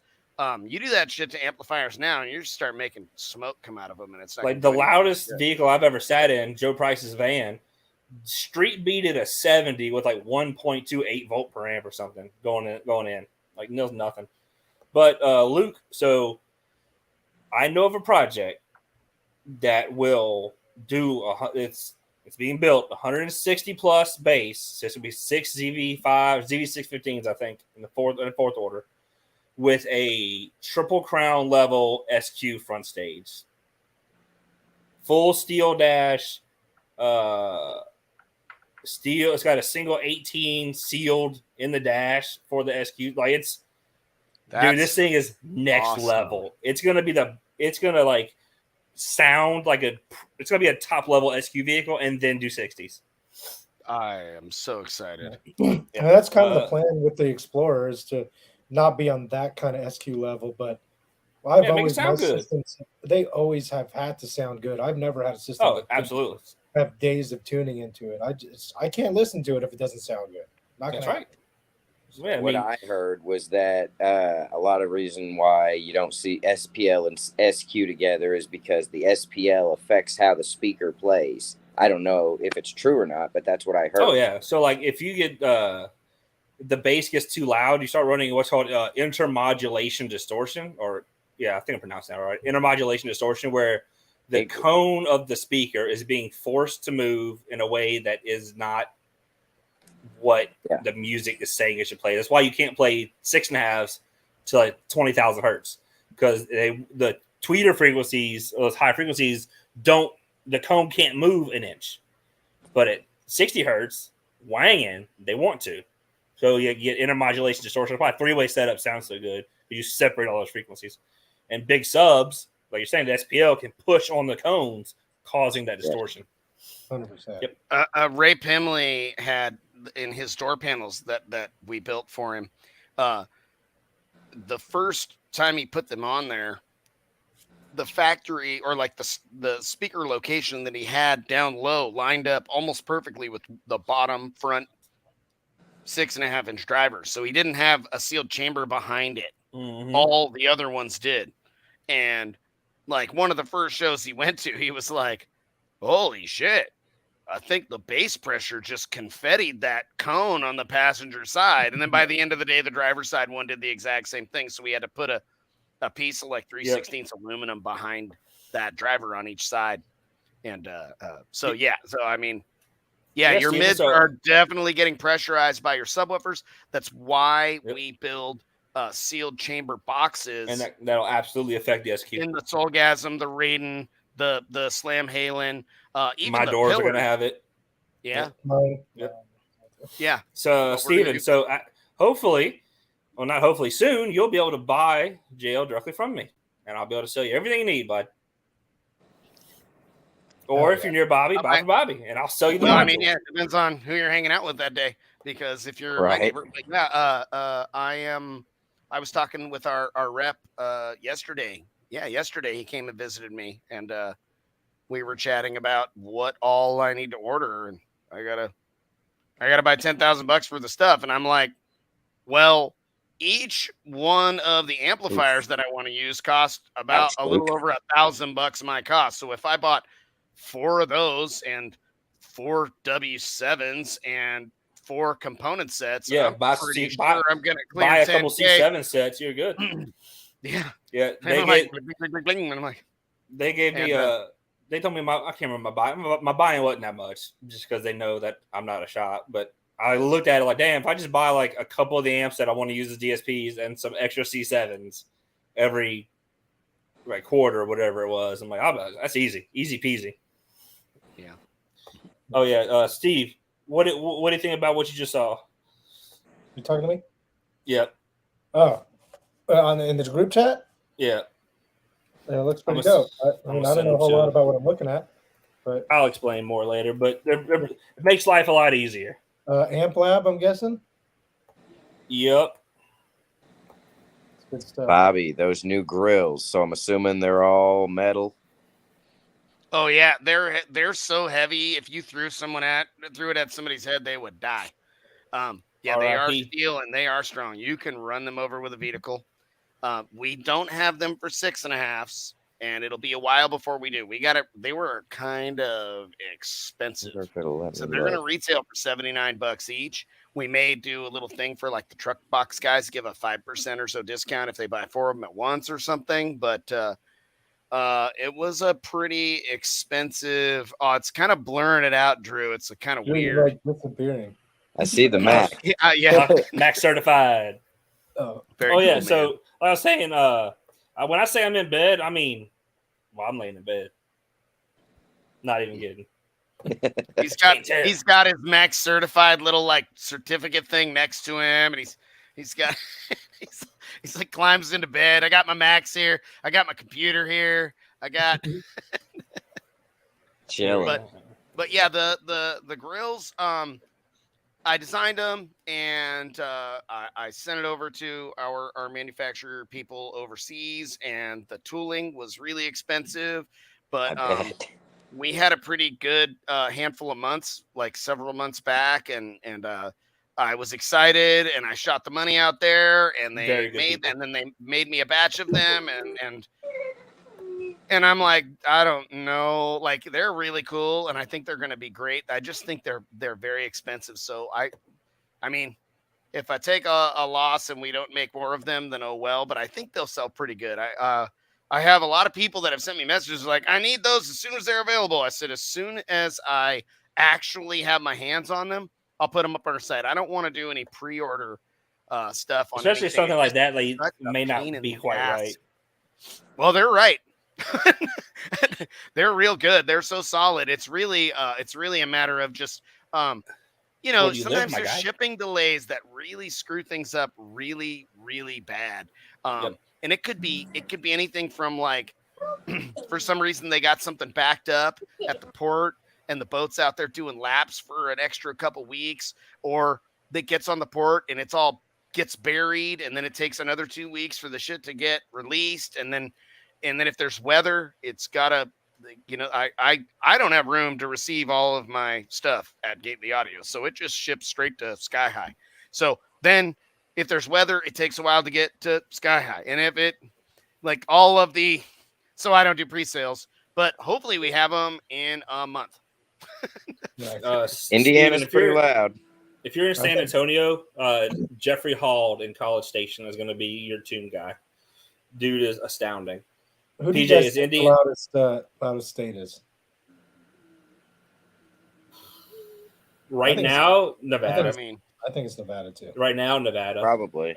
A couple years ago, North or South Carolina. Whenever those guys, whenever Team Nemesis was really going for it, North Carolina, South Carolina. Now, who else is really loud in Indiana? I mean, obviously Hank and RP. But I think that's kind of. Well, there's more than that. We've got a few out here, but I don't know everybody's name per se. But I mean, a lot of everybody's doing over 55 plus.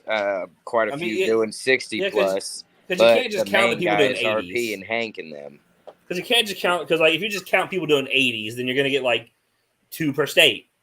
But right. You'd have to add up like everyone doing like 70 plus or 60 plus, and I don't know, man. It's a tough one. I met a lot of people at Slam that were from Indiana. A lot. And I think Slam has created a large car audio following because of Slam. Oh yeah. Jeffrey absolutely wants to tune that.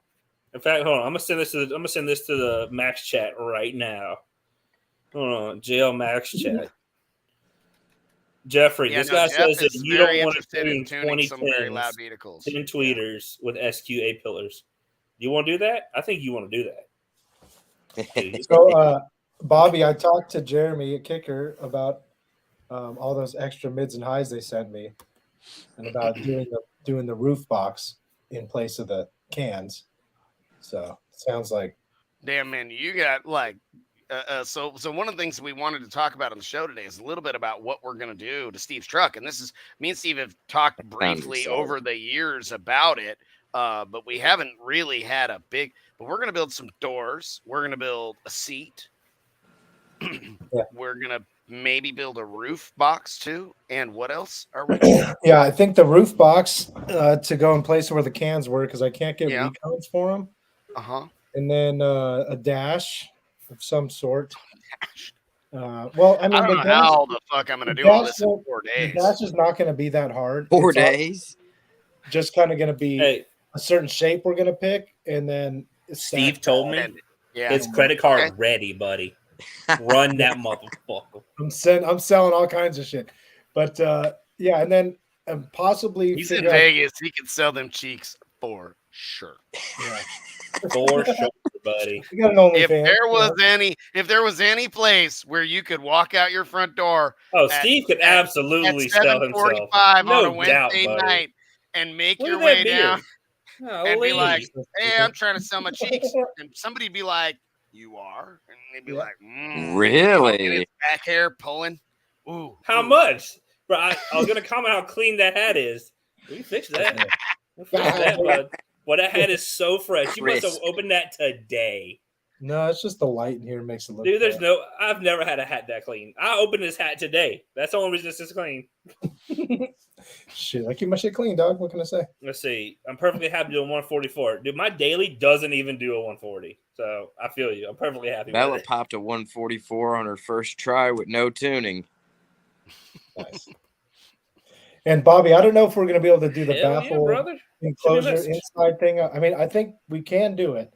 I just don't know if there's enough time. I think we got to focus on function before we go back. I mean, maybe there's a circle back at some point. You know, I've told Steve he's got an open invite, and I will build him an all acrylic box for that Tahoe. And he's like, someday. And I'm like, okay, that's good for me. What's up, bro? But you know, here's the thing: is anytime I do anything for Steve, 10,000 assholes are like, "You can't build shit. You had to have somebody else do it for you." And it's like,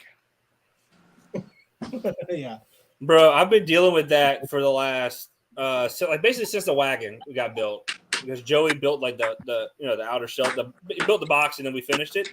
People were like, "How come you don't shout out Joey for building it?" I'm like, "I did." Like, number one, I don't have to shout him out every time I post it. I paid for that motherfucker. It wasn't free. I paid for it. I didn't get a discount. So I don't owe him anything.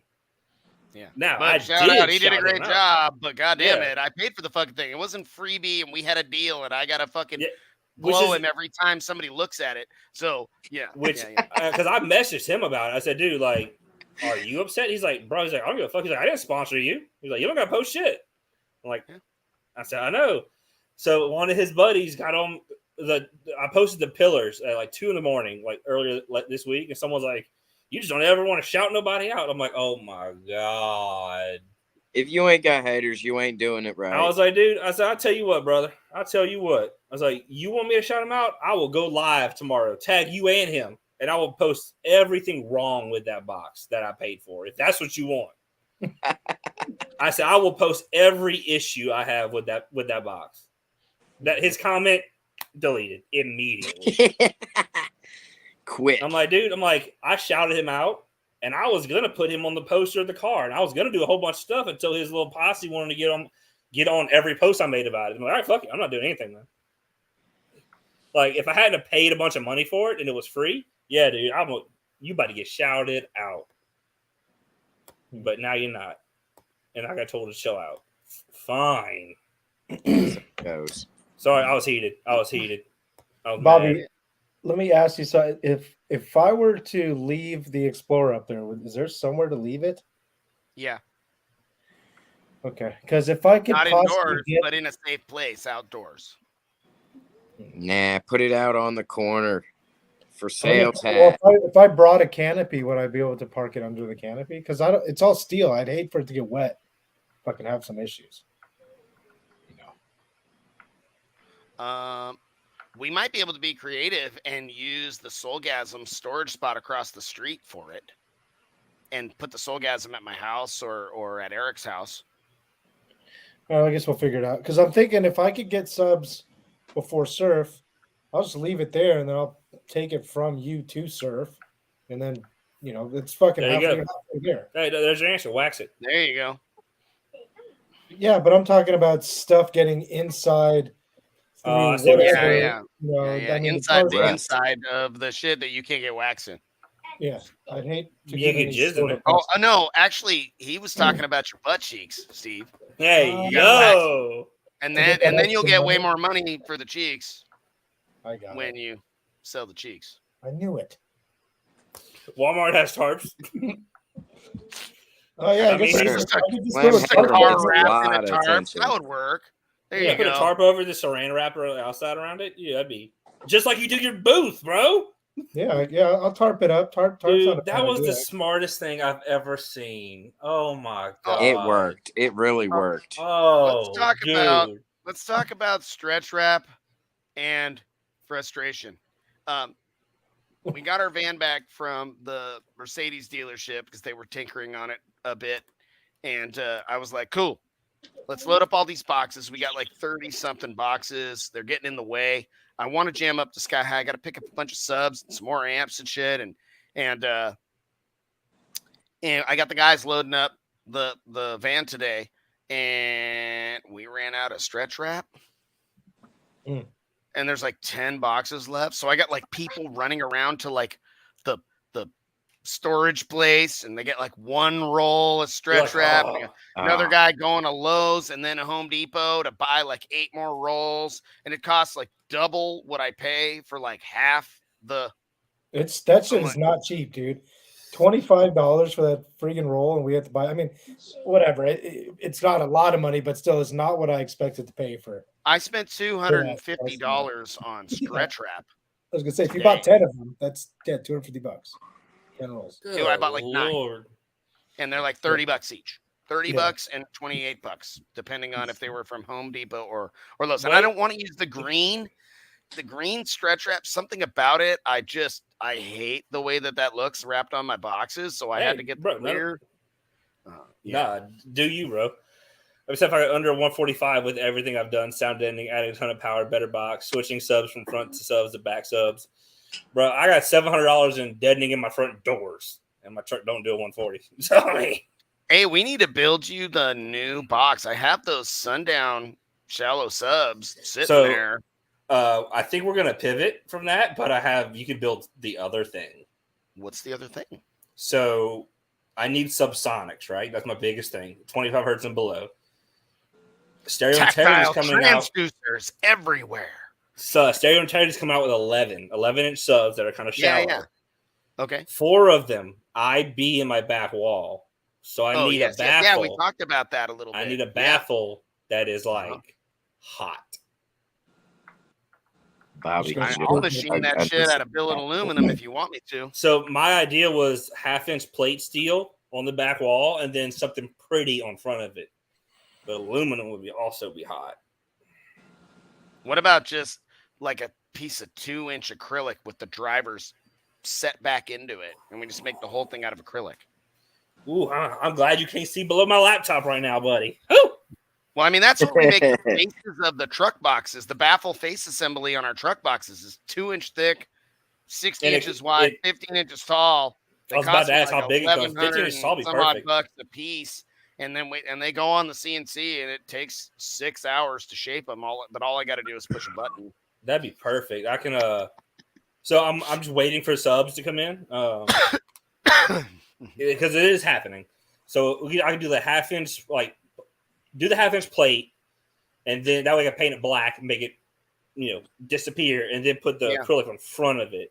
And we can just put a piece of 1-inch acrylic over the front of it. We'll do an epoxy pour on the backside. We'll machine through the epoxy all kinds of Baseaholic and Gately and Shitaholic. Shitaholic. Yeah, Stereo Integrity and all whatever shit we want to put on there. Yeah, you might as well run that. And then we light it all the way around. So I need something like that because install is going to be a part of what I'm I think Triple Crown is going away or something, but there's gonna be a version of it. So anyway, I need my install to be like, oh yeah, that's happening. That's happening. Yeah, absolutely. What are you gonna do to the bed? Are you gonna? I'm gonna put another piece of steel on the bedside. Yeah, to make it solid. That way, there's because there's another piece of 1/2-inch plate steel and just laminate it with construction adhesive like crazy. Yep. Because the bed has to come off. I need bed mounts anyway. So I figured when I do this, I'll pull the bed, replace the bed mounts, cut all the holes, put the piece of steel, in between the toolbox and the bed. That way it's hidden, and then all the work on the cap. Yeah, Steven, I'm talking about the dually. Yeah, because this is SQ. So all 411s are going to be for 25 hertz and down because they're going to be IB. And they'll fit the motors will fit between the back wall and the back seat. So the only thing exposed the elements will be the cones. And the backside is like all you're going to have them inverted technically? Yeah, they're going to be inverted, but the motors are like a full shiny neo and they're nice. They're fancy. What's the cone? I like it. I think they have a shiny carbon and a matte carbon option. Okay, so they're not paper. And they got a rubber surround? Yep. Oh, you're fucking golden. Yep, exactly. Yeah, exactly. No, they're perfect. And I asked Nick at Stare and Terry, I'm like, hey, are these gonna be good for Infinite Baffle? He's like, yeah, they'll be great. I'm like, cool. I'm gonna do 4 on like 3K. So Jason asking if he's still on my radar. I know we talked a little bit, Jason, but nothing goes exactly on my radar until I get paid a little bit because I get a lot of people that do a lot of talking, and then some of them are the world comes together. Like I had a customer that we talked, and then he was like, I just realized I had another baby on the way. And I'm all, oh shit, yeah. And he's like, yeah, and we suspect that it's going to be twins, so for sure not doing a build. And I was like, completely understand it. Sometimes people are like, I thought about it, and I don't think I should ever spend that much money on anything like this. And I completely get it. Like I can build these things, but I can't afford one of my own. I like Green Monster is sitting because I don't have time or money to build the damn thing, and it's just unfortunate. So that's why my Tahoe sat for 6 months. Like I forgot I owned it. It sat somewhere else for so long. Yeah, so I would absolutely love to do a build, and I remember just talking about it, but like I don't do things on radar until somebody gives me a bunch of money because that really makes it a real official thing. So. Yep. For both people, because I got to test even on a small scale. Like we've had this happen more than once, and the last time it happened, I told Hammy, was like, "You got to get this guy's money first before we order 6X hoodies to do custom work on." Oh, I got it. We're good. So I order it. We get them done, and guess what? He's fucking nowhere to be found. Now we got 6. Who the hell wears a 6X hoodie, dude? We got 4 of them. I mean, I could wear one as a blanket. So Peter said RGB for days. All 3 of us could probably fit in one, like me and Steve and Drew, and my wife. I could be like in the front, like that would be fun. Yep. So PJ, I'm gonna figure something out, but I don't want to restrict the. So part of Infinite Baffle is it's Infinite Baffle. There's no load. There's a limited loading happening as possible on the backside. So I don't. And it's already going to be close to a bed. Like, dude, I think if you put like a little awning almost in between, just above them, just to get any water to just not leak from the top down, you'd be fine. What? Dang, I didn't know that, dude. Didn't he start building again? And then I thought he's back at it, or he's not. I haven't kept up. I don't know.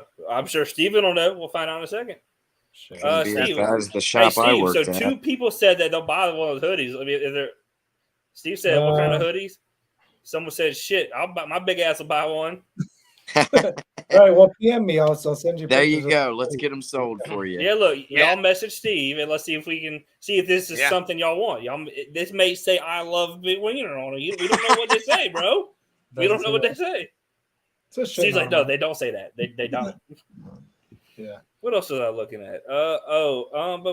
So Jay said, speaking of ideas, I still on your radar, bro. I tried to be on Bobby's radar, pulled out a stack of hundreds in his living room. He's like, we'll figure it out later. I'm like, okay. All right, well, send me that money.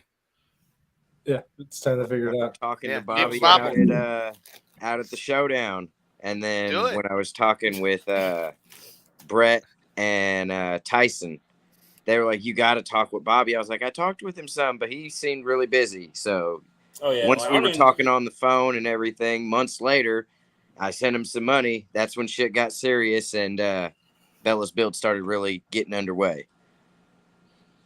Yes, sir. Yeah, I don't even try to talk to my friends at shows. I'll talk to you later. If you can hear them. Yeah, we barely said 2 words to each other. Allie gave you a hug and met your wife, and we hopped in the car, and I said hello to Nick, and they introduced themselves to Allie and Nick, and we both got demos, and then it was like high fives, and we were off, and I mean that's the most appropriate way. We talk at least once a week. Here we are, so. And then I don't get upset. Some people get upset whenever they're like, "Oh, you didn't talk to me much at the show." I'm like, bro, everyone and their mama is trying to talk to me. I've had a few people talk about you, Drew. They're like, "Oh, I don't know. He's hard to read. I just don't think he really likes me." Man, he's busy. No, at a show, do not take. No, at a show, just assume I am already at my limit for the day. I'm not trying to be mean to anybody ever. And this year, I did my best at staying in the booth and not just leaving. Because last year, I just left. I just didn't go back to the booth for a whole day. I think that's where I found you. I walked into you when it was raining. We were out walking around. I walked into actually, Jason, at Scraping, it's fine. Because, I don't, I have a bunch of awesome people come see me at Scraping, but it's not near what Slam is. But Scraping's so hot. Don't talk to me. It's so hot. Who was next to you on your right side? Custom speaker pods. Okay. I wonder if we should try moving shitting on him over there. If it was because it's going to be by Kicker, the Explorer is going to be there next year, and it would give us a really big area to do our. Dude, I had a bunch of people say that they want to try and move that direction. The only thing that I really like our spot because the cruiseway goes right in front of us, and we get a lot of foot traffic. We get that too, except for that kid with those external speakers that sounded like all the tweeters were blown on all the 6x9s, and he was playing the same song over and over again. Oh, I hate the repeats. Oh my god! Remember that?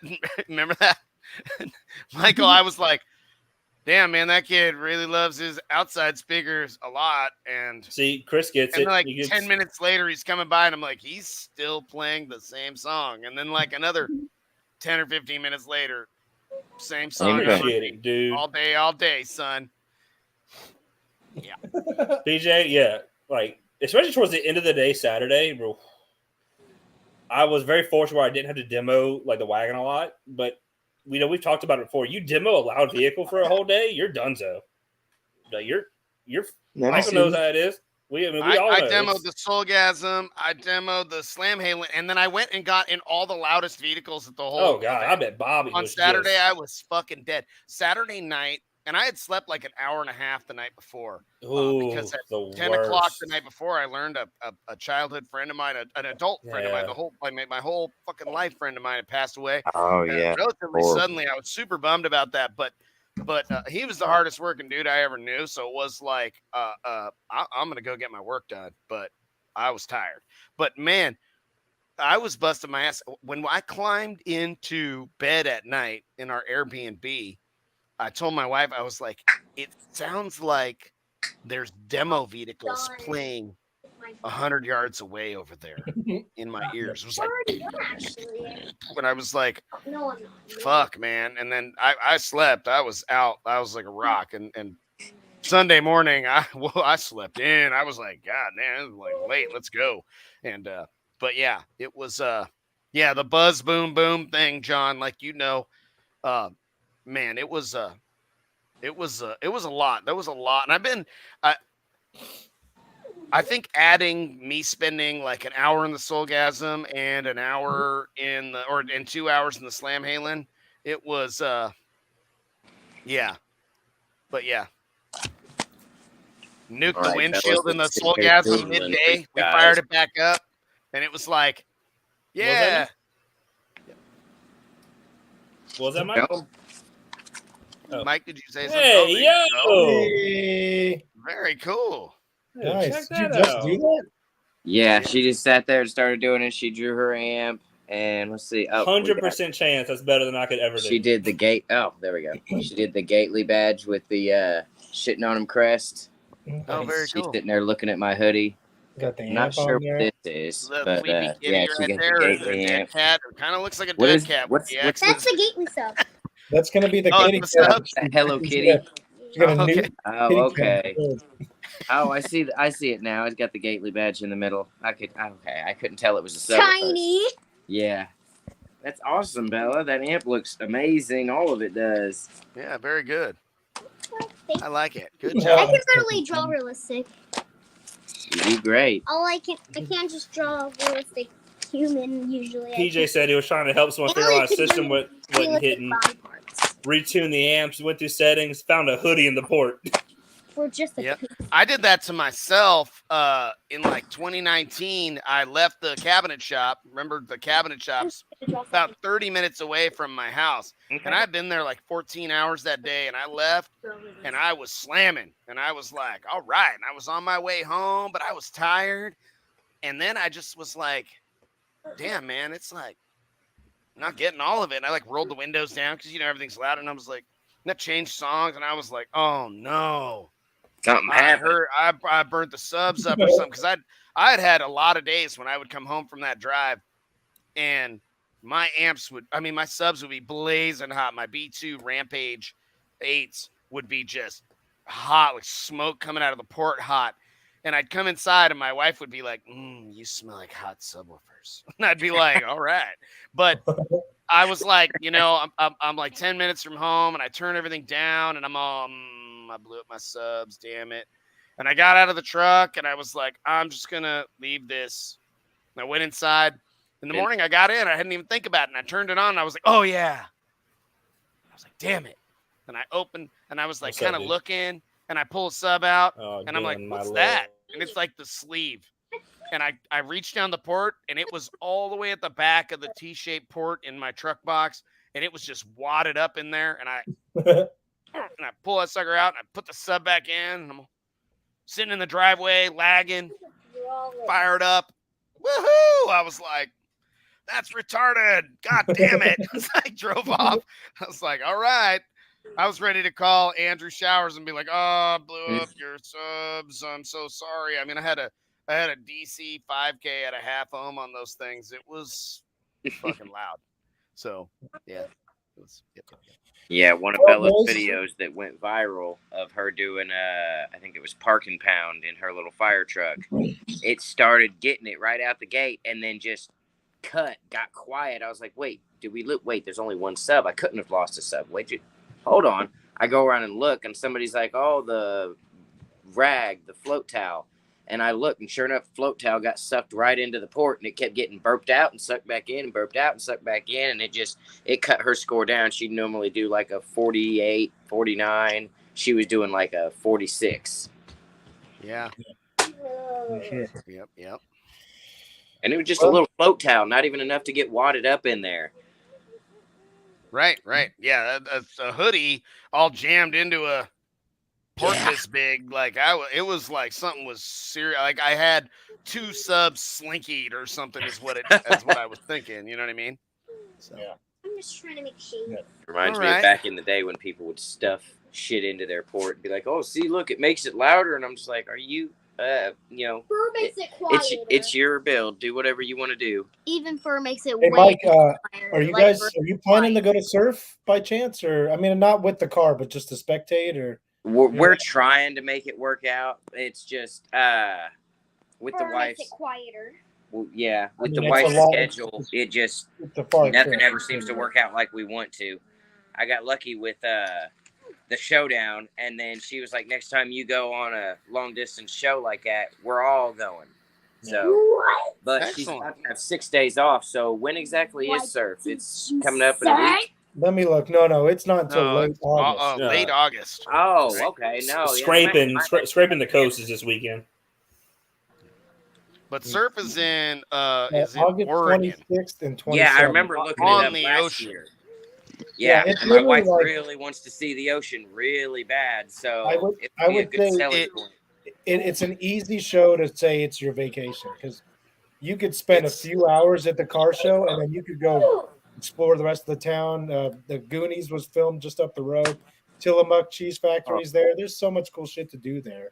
I mean, you could just walk out onto the beach and be at the ocean and set a chair down, and you can spend the day right there. And I mean, it is so beautiful that it gets a little windy, but if there was any car audio event that I've ever been to that is family friendly and wife vacation friendly, it's Surf City. 100%. And it would be like if you went, okay, we're gonna get there, Thursday, spend the day Friday. We do the event Saturday, Sunday, and then we have Monday, and then you go home. That's the best way. I call it our vacation show. They're talking about a show on the beach, right by the beach, and it comes up here in August. Wouldn't that be fun? Is it Florida? No, it's in Oregon. How far is Oregon? Really far. From here, but we can fly. It ain't close. It ain't close. Yeah, it sure ain't close. It's just an airplane ride away. 3 trillion. The best part of surf is on the beach Saturday night. It's always lit till 3 or 4 in the morning. Bro, that sounds like the worst part. I'm trying to go to bed. Right? Yeah, no. During the show. I'm a pawpaw, bro. You don't need to be at the party on Saturday night. That shit's pretty wild. For some reason, So, I'm a pawpaw. Gately. I'm planning to have a little Gately booth at Surf. Oh, nice. Yeah, like first time I'll actually have we had a little something at the barbecue, but this time it'll be a little more official. We'll have a little more of our products, like all of our amps and all of our subs and, a few of the boxes. And I believe we are going to add a all acrylic box with a single 8-inch sub that will be in the raffle or the giveaway thing that Surf City puts together. So that should be a lot of fun. So, yep. And it looks like we'll have Soulgasm and Slam Halen at Surf this year. Hell yeah. Well, people, brothers, I think we wrap this for the night. Yes, sir. It's 10 o'clock. I'm trying to find one picture to show of Surf, like the view, but oh yeah, please, yeah, do that. I am going through so many pictures on I can't find a picture of the beach. Oh, hey, I got one. Okay, nice. Let's do it. Who knows? My wife might actually be upstairs watching this right now, so it'll work out. I know Brandy's in the living room watching because she keeps messaging. This is the view from the. This is what that looks like from the back of the hotel. Wow! Oh my god! So this sidewalk, like right on the other side of that sidewalk, is the door to your hotel room. Yeah, but it's tsunami. And on the other side of the hotel is the parking lot where the event is being held. And that's October. If it wasn't for all the bass, you'd hear the waves crashing. Yeah. That's awesome. You can definitely hear the waves crashing on Saturday during the SQ event, though. Like I can almost guarantee you guys have seen pictures of this shoreline. It's pretty famous. It's got those big, huge black rocks. Like when the tide goes out. I know you guys have seen like when you get there and you see like I've seen that before.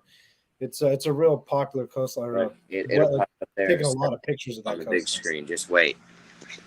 Damn. But I've seen a lot of people who haven't seen the ocean. I know a lot of people who haven't never seen the ocean. Oh shit, that's my post. That's fun. Yeah, you didn't know that was your post? It is your post. No. he's like, no wonder that photo's so fire. Yeah. So Baba, it's almost better to have an Airbnb. They're not terribly expensive. Absolutely, and Airbnb. They're not far at all. So, Yeah, it's kind of like because we have builds out there is almost why we feel like we need to be in the casino. If I was just going to be at the event, I would probably get an Airbnb not far away. Yeah, one of our buddies got one actually last year, and it was really nice. I had a ping pong table in the garage, and it was a good spot. It was like 5 minutes away from. Yeah, we had a super bougie Airbnb for made of steel. Them guys. Yeah, it was a little too bougie because like it had granite floors but a pool. So it was a Stephen Duncan pick. So he just like, how much is it? Double it, run it. Everybody, I'm the only one. All right, guys. Well, have a nice night. Catch everybody. Oh, one thing I wanted to ask real quick before we go away. Bobby, do you want to talk to Steve about maybe being our guest for our 50th episode? 20 years old. Boy. I will absolutely do that. When is our 50th episode? This is 47. Man. About a month out. It'll be 3 weeks. I will bug my man. I went and saw him earlier today. I dropped off some fancy stuff for him to play with. July 12th. July 12th. And I will talk to my man and see if we can get him on. That would be really cool. I would really love that if like next week or something, RP wants to blow up watermelons in his build. Yeah, I will sponsor some Gately Audio watermelons. Oh, so we could absolutely get Mr. Steve Irby on the show. I guarantee it. That man I bet is he would come on. Oh, man. Possibly the nicest human I've ever met. We're gonna have to train ourselves. Absolute sweetheart. Yeah, we're gonna have to work on ourselves. We're gonna work on our language. Right. Yeah. Ixnay on the everything. Itchay. In fact, we'll just be quiet and let this his show. We'll just mute ourselves. Yeah, you just mute me and you'll probably be all right. All right, boys. Have a nice night. See you guys next week. Thanks you, Bella and Michael. Appreciate you thanks guys. for coming on, guys. I gotta have something to ask you. Oh, okay. Hold on. How cold is it in the wintertime in California? It's not. He's like, what do you mean cold? I know. Like, it's gonna be like warm. The coldest I've been in Sacramento was about 27 degrees Fahrenheit. Oh. Yeah. That's like fall for us. Yeah. Yeah, but if you go to like Lake The Tahoe, hottest I've been is 117. 117. Can you imagine it being that hot? Oh and my God. Let me tell you, it was the day that I was there to work on a truck. Working outside. And Andy was having an anxiety attack because he was trying to tune the radius. It's only like 100 degrees, Like, but it I doesn't could go tell you up. were stressed, but you were awesome. You know what I mean? Like, you were like, here I go. What are the chances? I go to California where last time I went, it was beautiful weather. I go there, it is a billion degrees. I have to work on one of the most famous bills I've ever touched. I'm like, oh yeah. And that was a rough night for me. I had the migraine the night before, and I was barfing my guts out in the ER. I remember that. Yep, they see it. Yep.